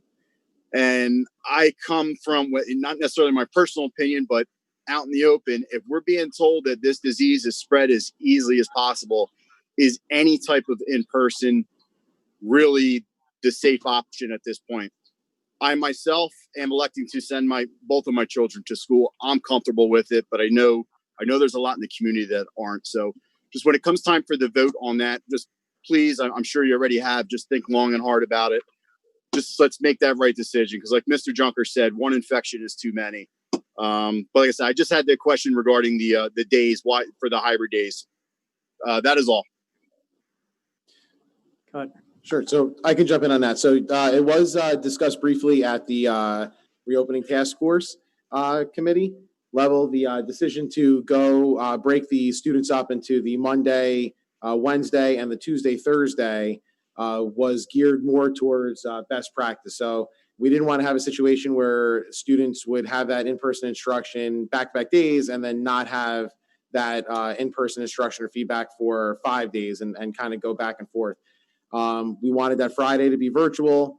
So really the students outside of the weekends, obviously, never really went more than a day without getting feedback on what they were doing. So the mindset behind the in-person instruction is that they can learn a new skill, and then they would have their extension activity day, and then it would go back to in-person so that you had that consistency of having the in-person back and forth to field questions, answer questions, field questions, and to model for the students. As far as the deep clean on a Wednesday versus the Friday, to be quite honest with you, the cleaning procedures are the cleaning procedures, and then they do the full disinfecting at the conclusion of each day. So there really isn't a major adjustment to the cleaning procedures, to my knowledge, based on each night versus just having that one day. So I hope that answers the question there. As far as is any in-person a good idea? We were given that road back plan where we were told that we had to stay within those parameters and to build a plan around those parameters. So the in-person instruction, and again, this is a living document because as we've seen from the governor's office, can change at any time. But the guidance that was given is really trying to prioritize getting students out of the house and back into the schools and resuming some level of normalcy or some sense of normalcy. So I hope that answers your question as far as the day breakdown, why that was decided. And then I just wanted to touch upon your other statement. Thank you, Dr. Lawis. I do appreciate it. Like I said, I think we have a great plan going forward. And I do echo what Mr. Junker said. Probably one of the better ones. And we're going to sit here and watch Southern Regional and see what happens if they end up going full. So I think we're good. Thank you for your time. Thanks, George. Thank you, Mr. Fedorczyk. Ma'am, in the back next to Mr. Junker, I saw you had raised your hand earlier. Good evening, Trisha Garkowski, 4014 Away, Barnegat. What else would you like me to? Oh, no, that's it. Just your name and address, or if Okay. you had a group affiliation. Okay. My son is a student in Barnegat. Thank you. Okay, I'm extremely nervous because I don't like public speaking, but I felt compelled to come here this evening. I'm listening. I'm trying to be respectful. I appreciate that a lot of time and effort was put into this. However, the glaring thing to me is that there was no option for full-time returning to school, and I just don't understand the rationale why. I'd like an answer to that. I heard a lot tonight about what the plan is, but what was the rationale for the plan that we were only provided with an option that they could attend either virtually or with a hybrid model? And I did read the governor's guidelines, and according to the guidelines, the 6-foot distancing is not mandatory. It's highly suggested, but not mandatory. I don't know. Sure. So I could touch upon that. So it was really the overwhelming belief of the task force that came together to create the plan that we wanted to prioritize the student and staff safety. If you mentioned you went through the plan. If you looked in there, the nature of the plan was reduced capacity. They gave 3 different models that they offered. It was like a week on, week off, alternating days, or like broken into 3 groups and then rotating through those 3 groups. But the message that was loud and clear when he gave his live address to address the plan, as well as the roadblock guidance, was the idea that to have limited capacity, to try to reduce capacity in the buildings, to maintain that socially distancing, and really trying to prioritize the safety of the students. So to be quite honest, that out of the entire panel, nobody advocated to go against the governor's guidance and to bring students back full time. Well, the governor's guidance as of yesterday, he said that children should be returning to school. Correct. And the CDC, because I heard the CDC quoted, the CDC says that children should return to school full time. American Academy of Pediatrics says that children should be returning to school full time. So that's what I'm quoting, and I implore the board to not approve this. It's not right for our students. And to suggest that the other districts that are opening full-time, that they're not doing what's right for the children, or to imply that I, as a mother, if I feel my child should go back full-time, that somehow that's negligent on my part, I take offense to that. I implore you not to approve this plan. I'm sorry, at the flexibility, at what point are we going to revisit this? When will anybody feel safe? I mean, it's a virus. And as far as something that I listened to regarding when the children are in school, if they show symptoms, I mean, the common cold shows symptoms of a cough or a sneeze. I mean, are we going to play this game where a child coughs or sneezes, they're going to be taken into a room and judged for COVID? I feel like this is lunacy. And I hate to be hypocritical, but I look around the room here and I notice that we're not 6-foot distance. People are wearing masks. People are not wearing masks. Sometimes they're up, sometimes they're down. I'm not trying to judge anyone. It's just the truth. And this is just all nonsense in my view. It's nonsense. Sure. And as far as the guidance that the school district has to follow is from the governor's office. So I appreciate some of those other bodies have come forward. And to be honest, I've read a lot of conflicting things from both sides that clearly articulate on both ends. I mean, Mr. Junker, at his statement, cited CDC that said quite the opposite of what you're saying right now. So hold on, let me finish. Mm-hmm, so, sure. As far as the full time and having all the students back and having 22 students back in the classroom with a teacher and having the students with the proximity that they would have if you had the full students back. I don't think that was in the nature of what the governor's guidance that came out. As far as unless somebody knows anything different than me, I'm pretty sure the executive order still stands that buildings are supposed to be at 25% capacity, and that might go up to 50% capacity. At no point did I imply that any other district was negligent in what they're doing. If they're able to safely do it, that's great. As far as what we were able to do when we were looking at our building, our enrollment, our average classroom size, things of that nature, nobody felt that it was a. What is the average classroom size? The Our average dimensions? classroom size is about 22 students. No, I'm sorry. The dimensions of an average classroom, that's what I mean. As far as like how we can configure the desks that the children could sit safely. So to distance them 6 feet apart, it was about 12 or 13 students would be, maxing out. No, I'm sorry. I'm asking what are the actual dimensions of a typical classroom, the size? I would have to. Off the No top of one my head, knows that? I don't know what the dimensions of classroom size is. I'd be very curious to know that. I'm sorry? On a regular basis. Between 700 and 900 square feet is an actual classroom. Okay. Because I'd like to do the math when I get home. No problem. I'm just, at what point will we revisit this? So If this is it's a living, passed, and I hope it's not, this is a living document. We can change it or alter it at any time, depending on the guidance changing, or as a district, if we decide to pivot in a different okay, direction. so you won't recognize that the CDC has acknowledged that children should go back to school full-time? The You CDC haven't heard that? The CDC doesn't give the guidance to, the guidance that we would get, that we have to build this plan around, comes from the governor's office. Okay, and the governor as of yesterday, he announced that he thinks the children should be going back to school. And if the governor's office provides us guidance that says that we can have all the students He's back, leaving it then up that's to the great. individual districts. The roadback plan, there was nowhere in there that it say that we should have all the students back at the same time. And it also doesn't say that you shouldn't. That actually That's gives you my three point. models. The three models that were in there is exactly what I just described to you. It was AB, it was week on, week off, or it was a 3-day rotation. And you're saying right now that the governor is not allowing anyone to go back to school full time? I have no idea what the governor's going to do or not do, but what we're doing, we based our No, guidance I on understand what you're we're saying, but my point is, I think what you're trying to tell me that the reason that there were only two options is that that's what the governor provided for. The two options were what the task force felt were the best two options that we could put forth. So it's not what the governor provides for. The governor will allow full-time students returning in full. My time is up. No. I implore you not to vote on this, to approve it. Ma'am, thank you for your comments. I would just ask if you could put an email or a phone number so that we can reach back out to you. I'd like to have you continue the conversation with the administration. Despite your time being up at this point, I don't think the conversation was over, so we'd like to continue to address your concerns. Thank you. All right, we'll go back online. Mr. Daly from 2 Woodmere Court, if you're still with us, please unmute and address the board. Hey, good evening, everybody. Thanks for entertaining my words. Mr.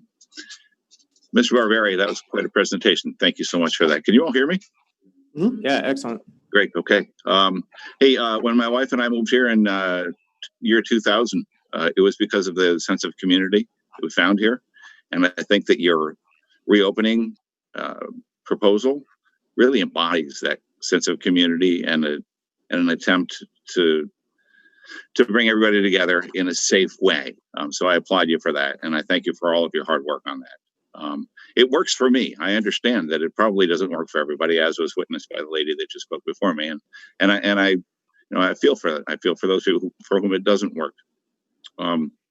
I have a couple quick questions. Will virtual students be held to the same class schedule as those in class? And secondly, will a student be able to move from full virtual to hybrid mid-year if the family feels that conditions have changed? So yes, I can address the two. So the second one is the easier of the two. So yes, a family can decide whether they want to go back and forth based on their comfort level. We did again, as Mr. Barbieri discussed when we broke down the class lists. We did so with the mindset that we wanted to establish the same class list for students that were virtual or in person to provide them that option of seamless transition if they felt like their situation changed or they felt their comfort level changed and they wanted to go either direction. The virtual platform and the in-person platform are going to follow basically the same content of the week. The same standards are going to be taught. There's going to be a standardization of that. As far as the virtual students following along, we are exploring right now the option of having the teachers' laptops, their Chromebooks that they'll be getting on so that they could any student at any time could tune in and see what the live instruction is going on. We have to be very careful and cautious that does not include any students to violate any, obviously, privacy rights. But the board and whatnot will be accessible for a student that wants to log in.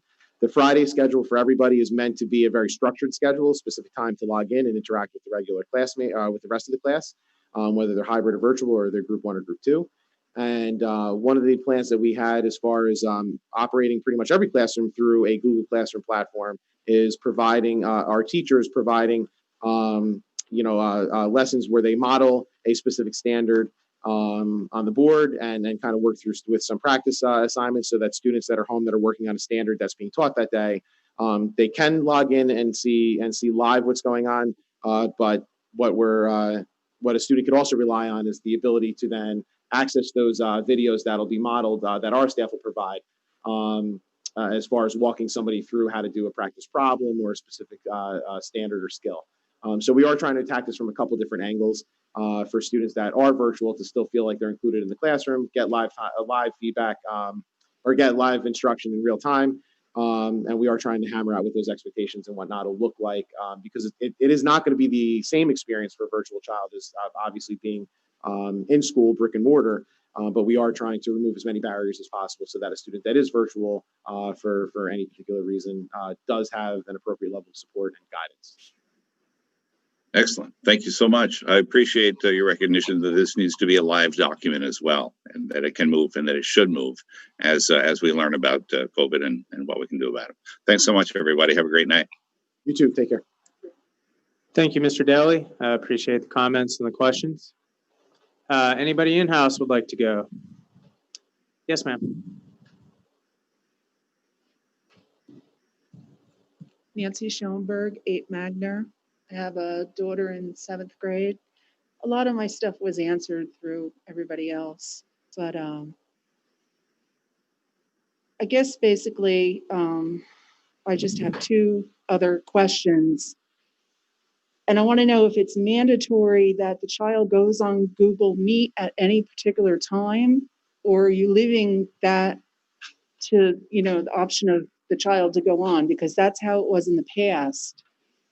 And I just want to make sure that the students are being held accountable to be online at a certain time to, do that. Everything was kind of,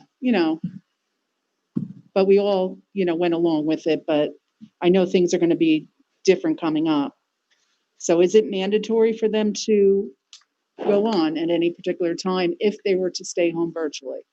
Sure. So we are looking to get a little bit more guidance from the state as far as what attendance would look like. We've been told up to this point that it's hold harmless. We are looking to have a much more structured schedule than we did in spring. In spring, there was a lot of obviously it was kind of reactive. Nobody expected this was going to happen. And we were trying to, navigate that with as much empathy and flexibility and sympathy to each individual person's situation. A lot of the feedback that we did get when we tried to hold students to specific times and whatnot was parents were coming back saying older siblings were helping younger siblings during that time, that there was other factors. So, we are trying to walk a delicate line where we don't want to be punitive and hurt a child academically that has a valid reason why maybe they're not logging in at that specific time. Mm-hmm. But we are looking to provide a lot more structure with that as concerned. So the Friday all virtual day will have a set schedule for students that are expected to log in and participate. Mm-hmm. That's probably probably the most stringent day out of all of it for the login day. The students that are doing those read days, mm-hmm. They can log in if they want to watch, like I said, the computer that's going to be at the basically face towards the board in case they want to see the lesson again, or they maybe have additional questions, or they want to whatever. They will have that opportunity to do that. The days that they're logging in to just kind of watch what the teacher's doing are going to be a little bit more lax, I would imagine, as far as what the expectation of a student specifically logging in at a specific time. The Google Classroom is going to be ran more towards providing those support videos that go over a specific standard, putting the work on there for students to participate that directly relates to the standard that was just taught. And those videos are going to mirror really what the teacher's doing in live instruction. So, for me, we're trying to be somewhat flexible with the students so they can participate in the best way that they feel. So it's really going to be up to the child if they feel maybe it's more impactful for them to watch the instructional video that might be 15 or 20 minutes on a specific standard versus live streaming into a classroom where there's no, if the teacher's off helping somebody else, they're just going to be staring at a blank board. Mm-hmm. You know what I mean? So we don't want teachers to sit at their desk and completely just, focus on the laptop. So To answer your question, we do have teachers that we are bringing in to work with the administration to put together a resource and guidance document for the staff that'll really outline a lot more of this, and give the staff that support on exactly what the expectation is, and really kind of walk them through exactly what will need to be done and provide assistance.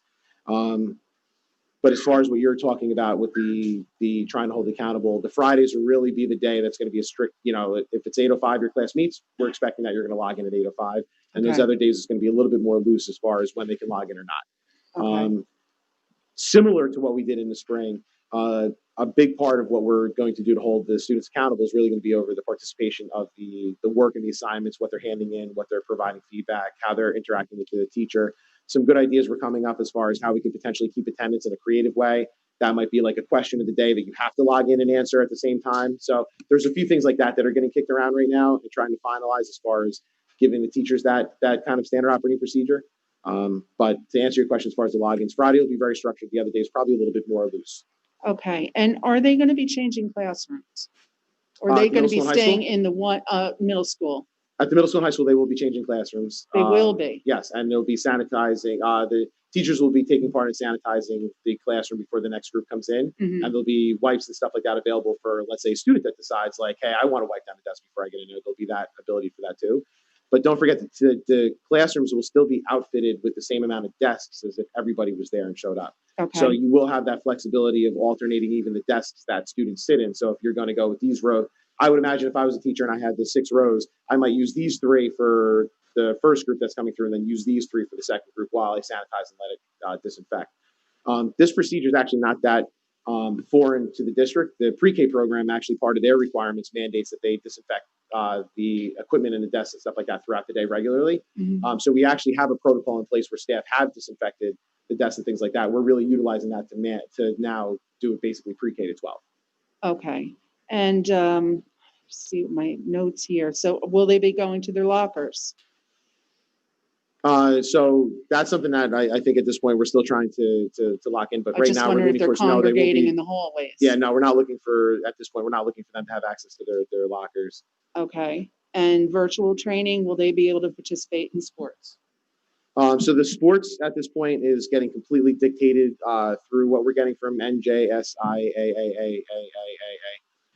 So at this point, they do have a plan for rolling out sports and participation in sports. We are following that at this point. Mhm. And even the individual practices and stuff like that have their own safety protocols that they have to follow as far as taking temperatures throughout and stuff like that. So we are planning on following their guidance. If they're going to allow it, then we're going to continue to allow it. Mhm. But right now we're basically, that even seems to be kind of like a, in jeopardy given some of the local, so not so much local districts, but some of the other districts that are starting to experience some issues with the sports and athletics. So we'll see how that goes. But right now there is a plan in place. The guidance hasn't changed and we are following along with the guidance for sports. So will we know before I make the decision in September of virtual or? Sports? Yeah. Well, even if you're a virtual student, you still would have the opportunity. You still to have the participate in sports. opportunity. Okay, that's basically, all right. Yeah, That's it. you're not prohibited if you want to participate in a sport versus a lot of the sports seem to be broken down into low risk and high risk based on, I guess, the number of contact. So like Mhm. soccer, football, things like that would be high contact. That'd be high risk. Mhm. The low risk ones like, tennis, golf, things like that. Like I could totally see a parent that may be fearful of having their kid in the indoors classroom, Mhm. but maybe feel comfortable with their kid outdoors on a tennis court. So yeah, Okay. if you participate virtually, you still have the option to participate in sports. My daughter's in dance, so that would rely on whether or not there's basketball games and football games. Very So true. if there's no, then there wouldn't be a sport then Yeah, basically. right now they are, as far as I know, unless something's changed, what it's looking like right now is that they still are planning on having those sports. I think Okay. October 2nd is the kickoff for football and some of those other ones. So right now they're still planning on having those. I haven't heard anything different. But like I Okay. said, you look at some of the other towns that have had little mini outbreaks and things like that. They've started to cancel some of the youth sports and things like that because they didn't want to have those. They started to see like a breakout in their community, and that was their decision to kind of pivot away from it. Okay. Some of the universities, I think, as well. I feel like I heard today that Monmouth maybe canceled their stuff, but don't quote me. Look it up yourself. So, in case Monmouth didn't cancel, I apologize to the people in Monmouth. No, I but just that is what I heard today. I just want to commend everybody too for working really hard and putting this all together because, this isn't an easy task. So, I do appreciate all the hard work that's being done. Thank you. I appreciate that. Thank you, Mr. Schellenberg. Appreciate your comments and questions. Is there anybody else, either online or in-house? Mr. Sharp. Hi, good evening. Chris Sharp, 30 Mutineer Avenue in Barnegat. I have two little girls in the district. So this question, it might be best for you, Mr. Bambieri, and it's going to piggyback a little bit off of what you said, ma'am. There are other schools in New Jersey, even surrounding school districts, that are offering the option of either full-time or virtual attendance with no hybrid model. I highly doubt that any one of them are sacrificing student safety. I'm sure they've all taken every precaution possible to assume that they're only taking prudent risk in doing this. So I guess my question for us is probably the one issue we have, maybe that they don't have, is 700 some odd students that are fit into a school the size of Collins. So when we say that this was a choice, and and I get there is no right answer for all of this. Every school district's going to do it different ways. I'm curious if this was an actual choice where we could have offered those options, or if it was a choice where that was the only option available to us. So my question is, and I don't know who would be best suited to answer it. Sure. If we decided as a district, every parent, every teacher, the administration, the superintendent, the staff, the board, that we absolutely were adamant, we wanted an option of sending students full-time or doing the completely virtual, could we honestly have done it with the number of anticipated students that were going to be in Collins next year, that's 740, and still abide by the governor's directives? To be quite honest with you, all the buildings, it wouldn't make a difference as far as Collins specifically, or the high school that has 1,000 kids in it, or any of these other schools that have around the 500 capacity number. It's more about implementing and how you could socially distance the students in accordance with what the governor outlined in his roadback plan. So when you look at some of the neighboring districts and how they're doing it, my understanding is one of the neighboring districts is setting up outside areas and encouraging the students to eat their lunch outside, encouraging the students to take classrooms outside and things like that, which might work very well for another district. My understanding is from some of the other district plans, they're going to put 50 students in a room, but they're going to distance them out, but they're going to have 50 students in a room where maybe they do related arts or do something like that. When we were looking at what could maximize the instruction of our students here, but also prioritize the safety of not only the students, but the staff, that's where that mindset came up of, and in line with the governor's guidance to reduce the capacity and try to do that alternating. The reason why we did the Fridays fully virtual is because we wanted to give the opportunity to have a set schedule for parents so they knew that their child was going to go on Monday and Wednesday or Tuesday and Thursday. So you had the ability to try to set up childcare. So to answer your question, to be honest, I don't know. I'm not in the room in some of the other districts. And again, I totally agree with you. I don't think that any district would open their doors if they didn't feel like they were safely being able to do so. But as far as us trying to balance in Barnegat, which is what I'm concerned about, Barnegat, when we look at the students here and what we could try to do to put our staff in a position to be safe, and put our students in a position to be safe, this was the plan that we felt kind of did that balancing of getting the students in the building. Like I said like I mentioned when Mr. Fjorzik had his question, trying to do that spaced out a little bit so you have that direct instruction, then you kind of take some work on your own, then you do direct instruction, you have some work on your own, then you come in virtually where you get that direct instruction again through a virtual platform. We felt that really maximized the instruction of the students versus also trying to put our best foot forward with safety. And listen, I guess, time will tell with all this stuff. The districts that open up full time and have every student back, listen, I wish them the best, and my child's going to one of those districts. So I hope I hope that that's a situation where, the students are safe and the staff are safe. I would also like to jump in here. There's two things I would like you to consider also. So in one of our neighboring districts in the county, and I just know this one plan particularly, is you would have to ask yourself, is it an effective use of the time for the student to go back to school virtually? Because what's happening is the students are still only going 11 or 12 kids in the classroom or whatever half of their average classroom size is. But then they're taking a large chunk of those students and placing them in places like the gym, multi-purpose rooms, auditoriums. And so while the kids are still sitting there having a half a day of school, they're not really getting taught. They're not really getting instruction.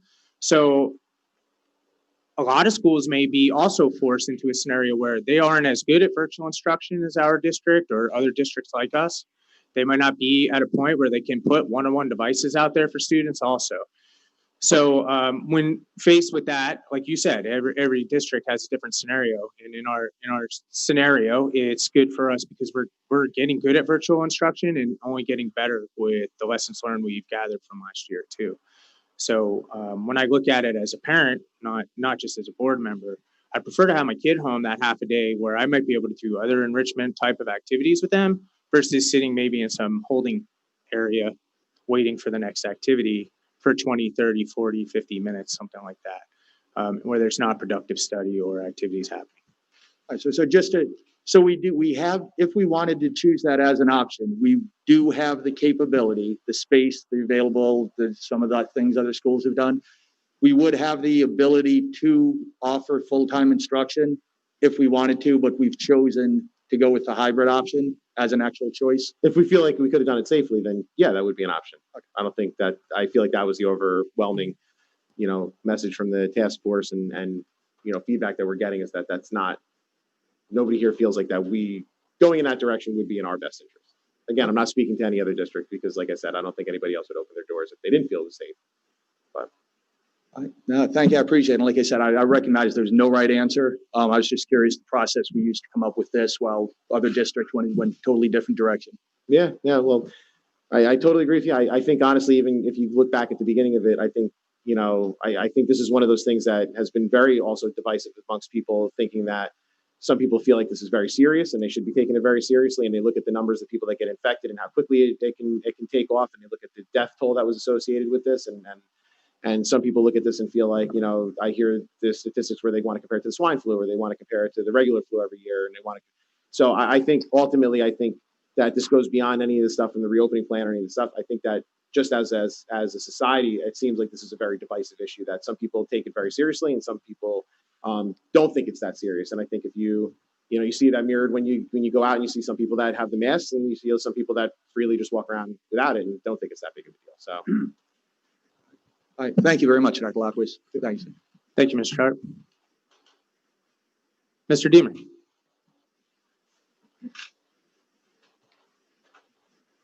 Justin Deemer, 31 Benjamin Court. I have 2 children currently in the school district and 1 to soon be in the school district. I was privileged enough to attend the reopening task force meeting.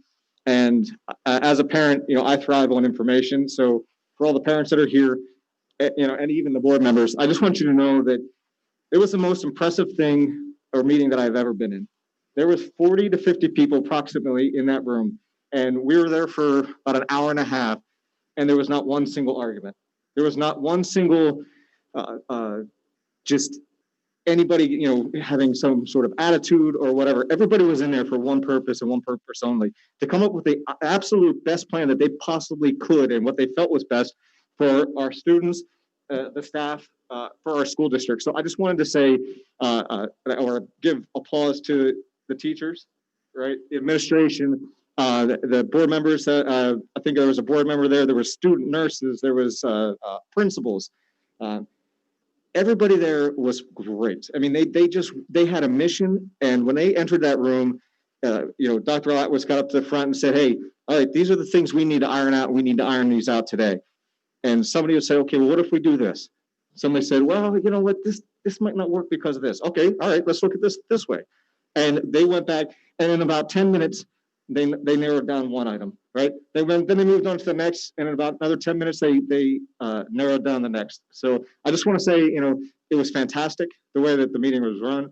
And I really do feel that the idea and the beliefs that you guys have for the best plan for us, and that's great. But with that being said, it is a living document. So with the suggestion of maybe masks being full-time, hey, that's something that maybe we have to look at. But at the end of the day, I'm confident as a parent that this reopening plan was developed with the best ideas in mind. So I just want to say thank you, and that's all. Thank you. Thank you for your comments, Mr. Deemer. Is there anybody else online who would like to participate? All right, we just got one from Mrs. Rhonda Albano. from 2 Avast Avenue. She put her question in the window, but if you want to unmute and ask the question directly, you can. Hi, how are you? Hello. Hi. Yes, I don't know if you may have the answer to this or somebody can make a recommendation, but what are working parents doing for when their kids have to be home? Is there any guidance as to what we could do? Do you mean like as far as like childcare for the days that the children are not in school? Yes, correct. So, quite honestly, I don't believe that there was any guidance provided in that regard back in spring or kind of going forward. I think that's something that we all appreciate is a challenge for families that do work. Okay. So I think that is, I think your comment is absolutely 100% valid, and your concern is 100% valid. Okay. As far as from the school district's perspective for providing that childcare, that wasn't something that, unfortunately, from the school district's perspective, that wasn't something we were able to provide for the parents. Right. And do you know if Right at School would be able to provide that during the off days? Or is that something I would need to ask them? That would be something that we would have to discuss with them, but that also comes down to then the spacing issue and where those students are and how we're able to house them here. So we are going to be running the before care. We are going to run the after care to help to obviously help with parents with working parents. As far as during the day, I don't believe that we would even have the ability to then space those students out. And if we felt comfortable then bringing in all of those students on those days, then I think it goes back to the argument then why not just bring the kids back and have them in the Right. Okay. Understand. All right. Thank you very much.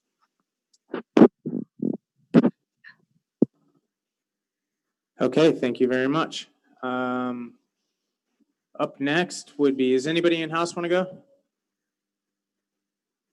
Okay, we had one question from a person named Gasha on the Zoom chat. It said, what is the best email to contact the board? And also, what is the email for One Barnegat? The One Barnegat email is One Barnegat, spelled out ONEBARNEGAT at barnegatschools.com. And then all of the board members' email addresses, I believe, are on the district website. Tab on the top that says board, and you can hit the drop down there to get those email addresses. And we also have one other comment about from the public saying from Mrs. Fay, she didn't provide an address. She said to encourage board members to bring their own reusable water bottles. The one-use plastic water bottles are a bad example for our students, and that she had no other comments. So, all right. If there are no other people who would like to participate in public session, I will look for a motion to adjourn or close public session at this point. So moved. Second. Yes. Yes. Mr. O'Brien. Yes. Yes. Yes. Yes. Yes. Yes.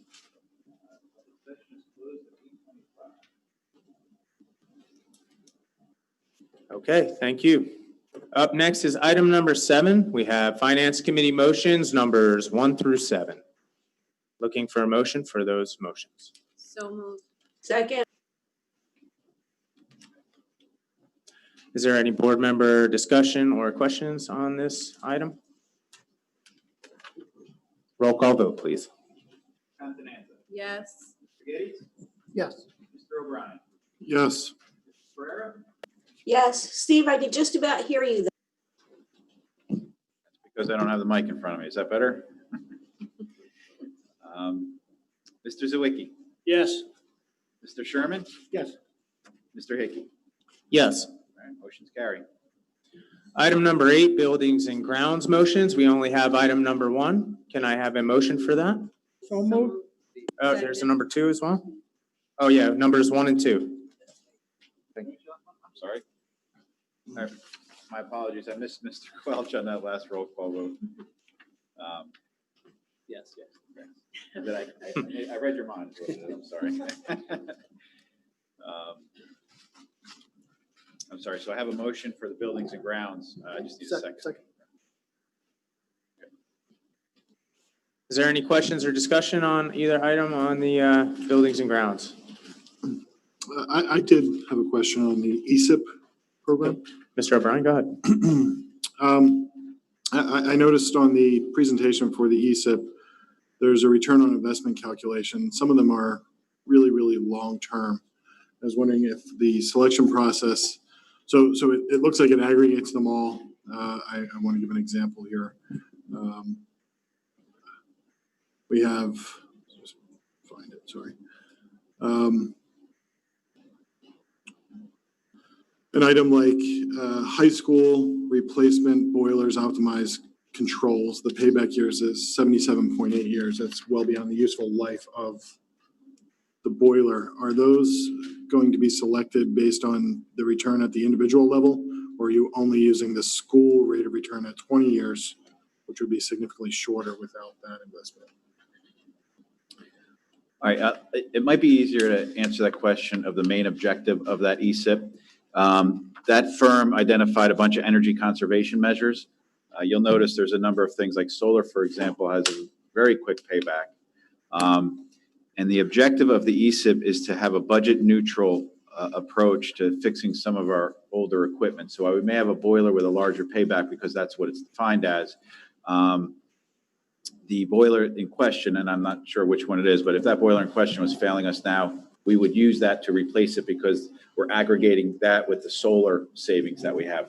So the energy savings program won't be approved by the BPU, which then again, that's what the approval is, so this can go to the BPU. It wouldn't be approved by the BPU if it didn't net at least zero positive in most cases. And then we wouldn't be able to finance those energy conservation measures, mostly infrastructure equipment. The priority of our projects are going to be based upon the severity of the need. So if the boiler is breaking, replace the boiler, but if the boiler is working, that would be lower on the priority level. Exactly, and it's kind of becomes more of a puzzle than it does just rattling off a roster of things. For example, the Brackman one that we had to figure out different funding for that we're undergoing right now, that was priority number one. It's just time ran out, so that one slipped to kind of funding it ourselves. But yeah, most of the objectives and the areas of focus were control issues and our HVAC system. And we're basically using the lighting and solar to get those equipment because the low payback, like you mentioned. Right. Okay.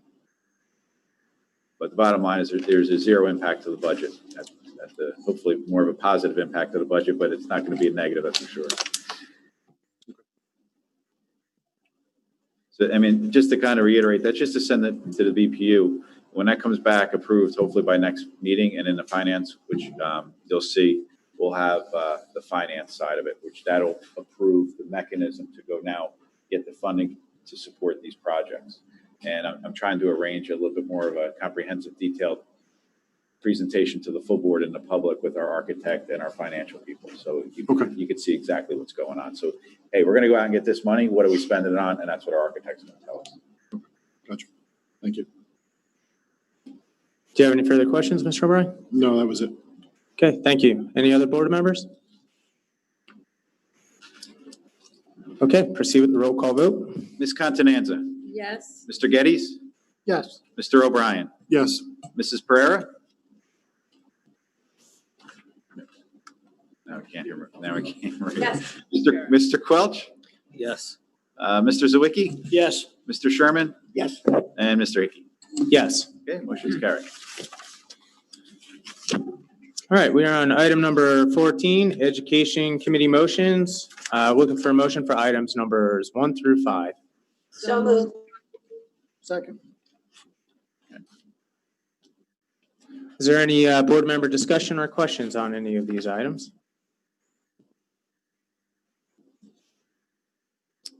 All right, let's proceed with the roll call vote. Ms. Continenza. Yes. Mr. Geddes. Yes. Mr. O'Brien. Yes. Mrs. Pereira. Yes. Mr. Quelch. Yes. Mr. Zawicki. Yes. Mr. Sherman. Yes. And Mr. Hickey. Yes. All right, motion's carried. We are to number 15, Governance Committee motions. I'm looking for a motion for items number 1 through 7. So moved. Second, Okay, do we have any discussion here? Or questions?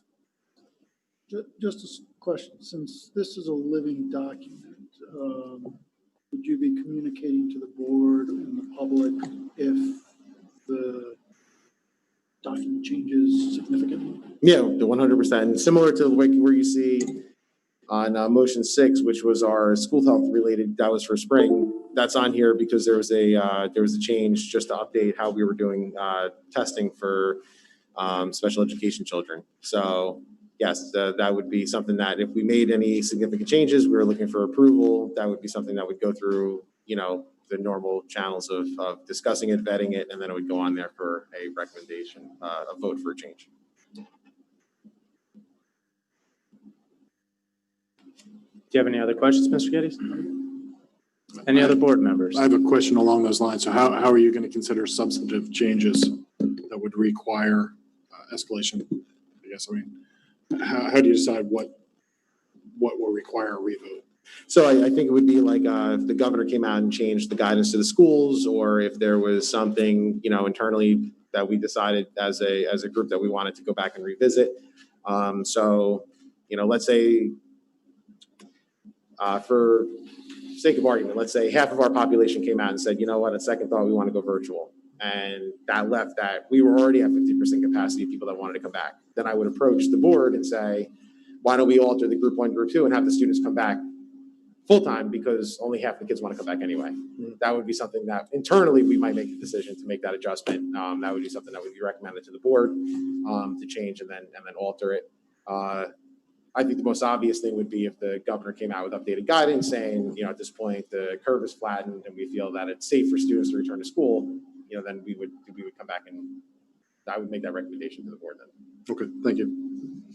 Yeah, additionally, Brian and I speak quite a bit, usually if not once, probably 2 or 3 times a day. And so when he comes up with different issues to see if it meets that threshold, and basically he'll ask me and, I'll either kick it to a committee chair or, but basically if it changes funding, budget, policy, or education, but if it fits into one of those buckets where it's a board level decision, then I would ask him, okay, then how do we want to go about this? Do we want to wait to a regular meeting? Do we want to hit a special meeting, emergency meeting like we did with the, when we did the COVID response like that?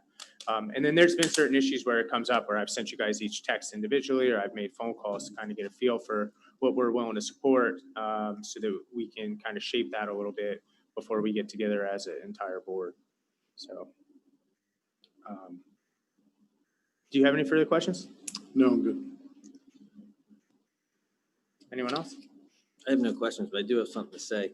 All right, go ahead, Mr. When you do research, like I do a lot of research on this, these children are not the drivers of this pandemic at all, like zero. Like there's not one case in children like pre-K through 12th grade that are giving this to their teachers, like none. There's not a case in the whole world. But the devastation it's doing not having these kids here is terrible. And that's why I just don't go along with this personally, because the damage it's doing and the damage that I see these kids not coming here is it's just terrible. It's terrible. And I feel bad for the kids. I feel bad for the parents. The kids need to be here. I don't think anybody's arguing I know that. you know that. We want the talked students about back. it. I think that where we might differ or disagree would be that that there is research that shows that students can carry it. Yeah. They're asymptomatic most of the time. That students don't Underlying have this condition, but they can where we spread it. live, there's zero cases. Our schools will be safe. Southern will show it. They are gonna, but we need to have these kids in school. Like it's gonna do a lot of harm to a lot of people. I feel bad. the good news is they're working on a vaccine right now, which might be out by October, November, which is a good thing for everybody. Excellent. Do you have any more comments? I'm good. Yeah. Okay, thanks. Yeah, I have a question, Dr. Latwis. Mm-hmm. If I feel like we're doing this to caution on safety first. So if we do decide, say in a month or two, that, everybody's like, okay, we're doing really good. Can we go full? I mean, we have preparation so that we can just to pull the trigger and just go full time. Yeah, if the decision was that, let's say the curve flattened to the point or there was not enough cases and whatever, we wanted to pivot and increase the amount of students that come in person, we could do that, yeah. Right. But I think, again, we'd have to go back to the safety aspect of feeling comfortable with increasing the amount of students in the classroom. Right. And aren't we always getting changes from the DOE? Isn't this constantly every day something different? Correct, yeah. 2 weeks ago, we were told that there wasn't gonna be a virtual option. A week ago, we were told there was, so. Okay. Yeah, so the guidance has been very similar to if anybody has a child that's an 8th grader or a senior, where it was a lot of, the guidance was changing all the time as far as what was going to be allowed or not allowed. That's where that stems from. There is that constant fluctuation as far as what people are comfortable with or not comfortable with or allowed to do or not allowed to do. I think a big part of the nature of the idea behind socially distancing students in the classroom was the idea that they didn't have to wear the mask the whole time, because there's also, research out there that shows that, the level of oxygen that your body takes in can have a negative impact on your health if you have a mask on for that extended period of time. So I think that was one of the bigger driving forces behind having the less kids in the class and being able to space them out, is the idea that you were able to then not require that mask full time, of the students. So. Okay. Thank you. Anyone else? Okay, at this time, we'll proceed with a roll call vote. Ms. Constanza, Yes. Mr. Geddes, Yes. Mr. O'Brien, Yes. Mrs. Pereira, Yes. Mr. Quelch, I'm a yes to 1, 2, 3, 4, and 6, and a no to 5 and 7.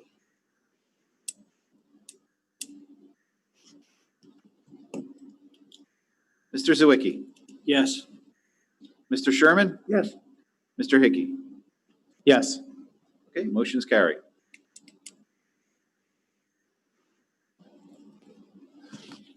Item number 16, Personnel Committee motions, numbers 1 through 28. Can I get a motion? So moved. Second. Second. Any discussion on personnel motions? Let's proceed with a roll call vote. Okay, Ms. Constanza, Yes. Mr. Geddes, I'll abstain on number 6, yes to all. Mrs. Pereira, Yes. Mr. Quelch, Yes. Mr. Zawicki, Yes. Mr. Sherman, Yes. Mr. Hickey. Yes. Okay, motion's carried. Forgot me this time. Let me yes. Did I miss you? I knew it. My computer winked out. I'm sorry about that, Sean. Mr. O'Brien.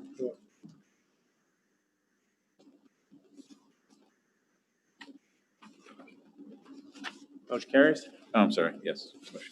My apologies. Item number 17, Personnel Committee, information only. It's just covering Insight staff that will be doing a long-term covering.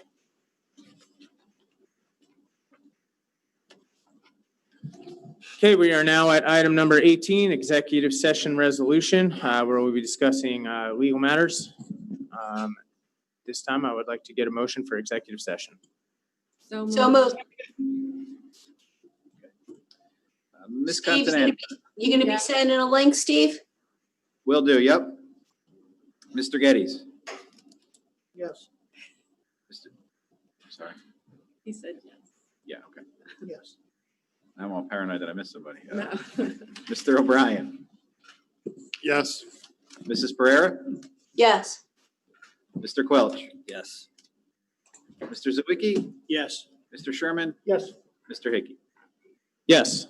All right, we're in executive at 8:41.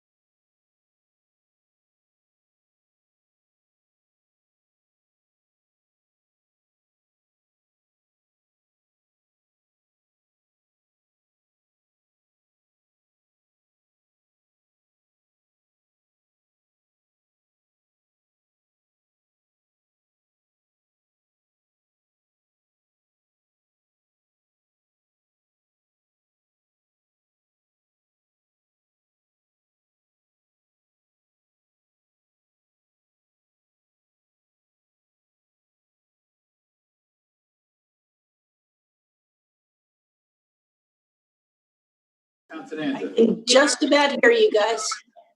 Here. Call the meeting to order. Mr. Geddes, Yes. Mr. O'Brien, Yes. Mrs. Pereira, Yes. Mr. Quelch. Mr. Zawicki, Yes. Mr. Sherman, Here. and Mr. Hickey. Here. We are back in session at 10:05. All right, there are no items for new business on the agenda. Moving right along to adjournment. Second? All right, Ms. Contanza, Yes. Mr. O'Brien, Yes, please. Mrs. Pereira, Yes. Mr. Zawicki, Yes. Mr. Sherman, Yes. Mr. Hickey. Abstain. Yes. Yes. We are adjourned at Love it here. 10:06. Good night, everybody. Good night, Maria. Good to see you.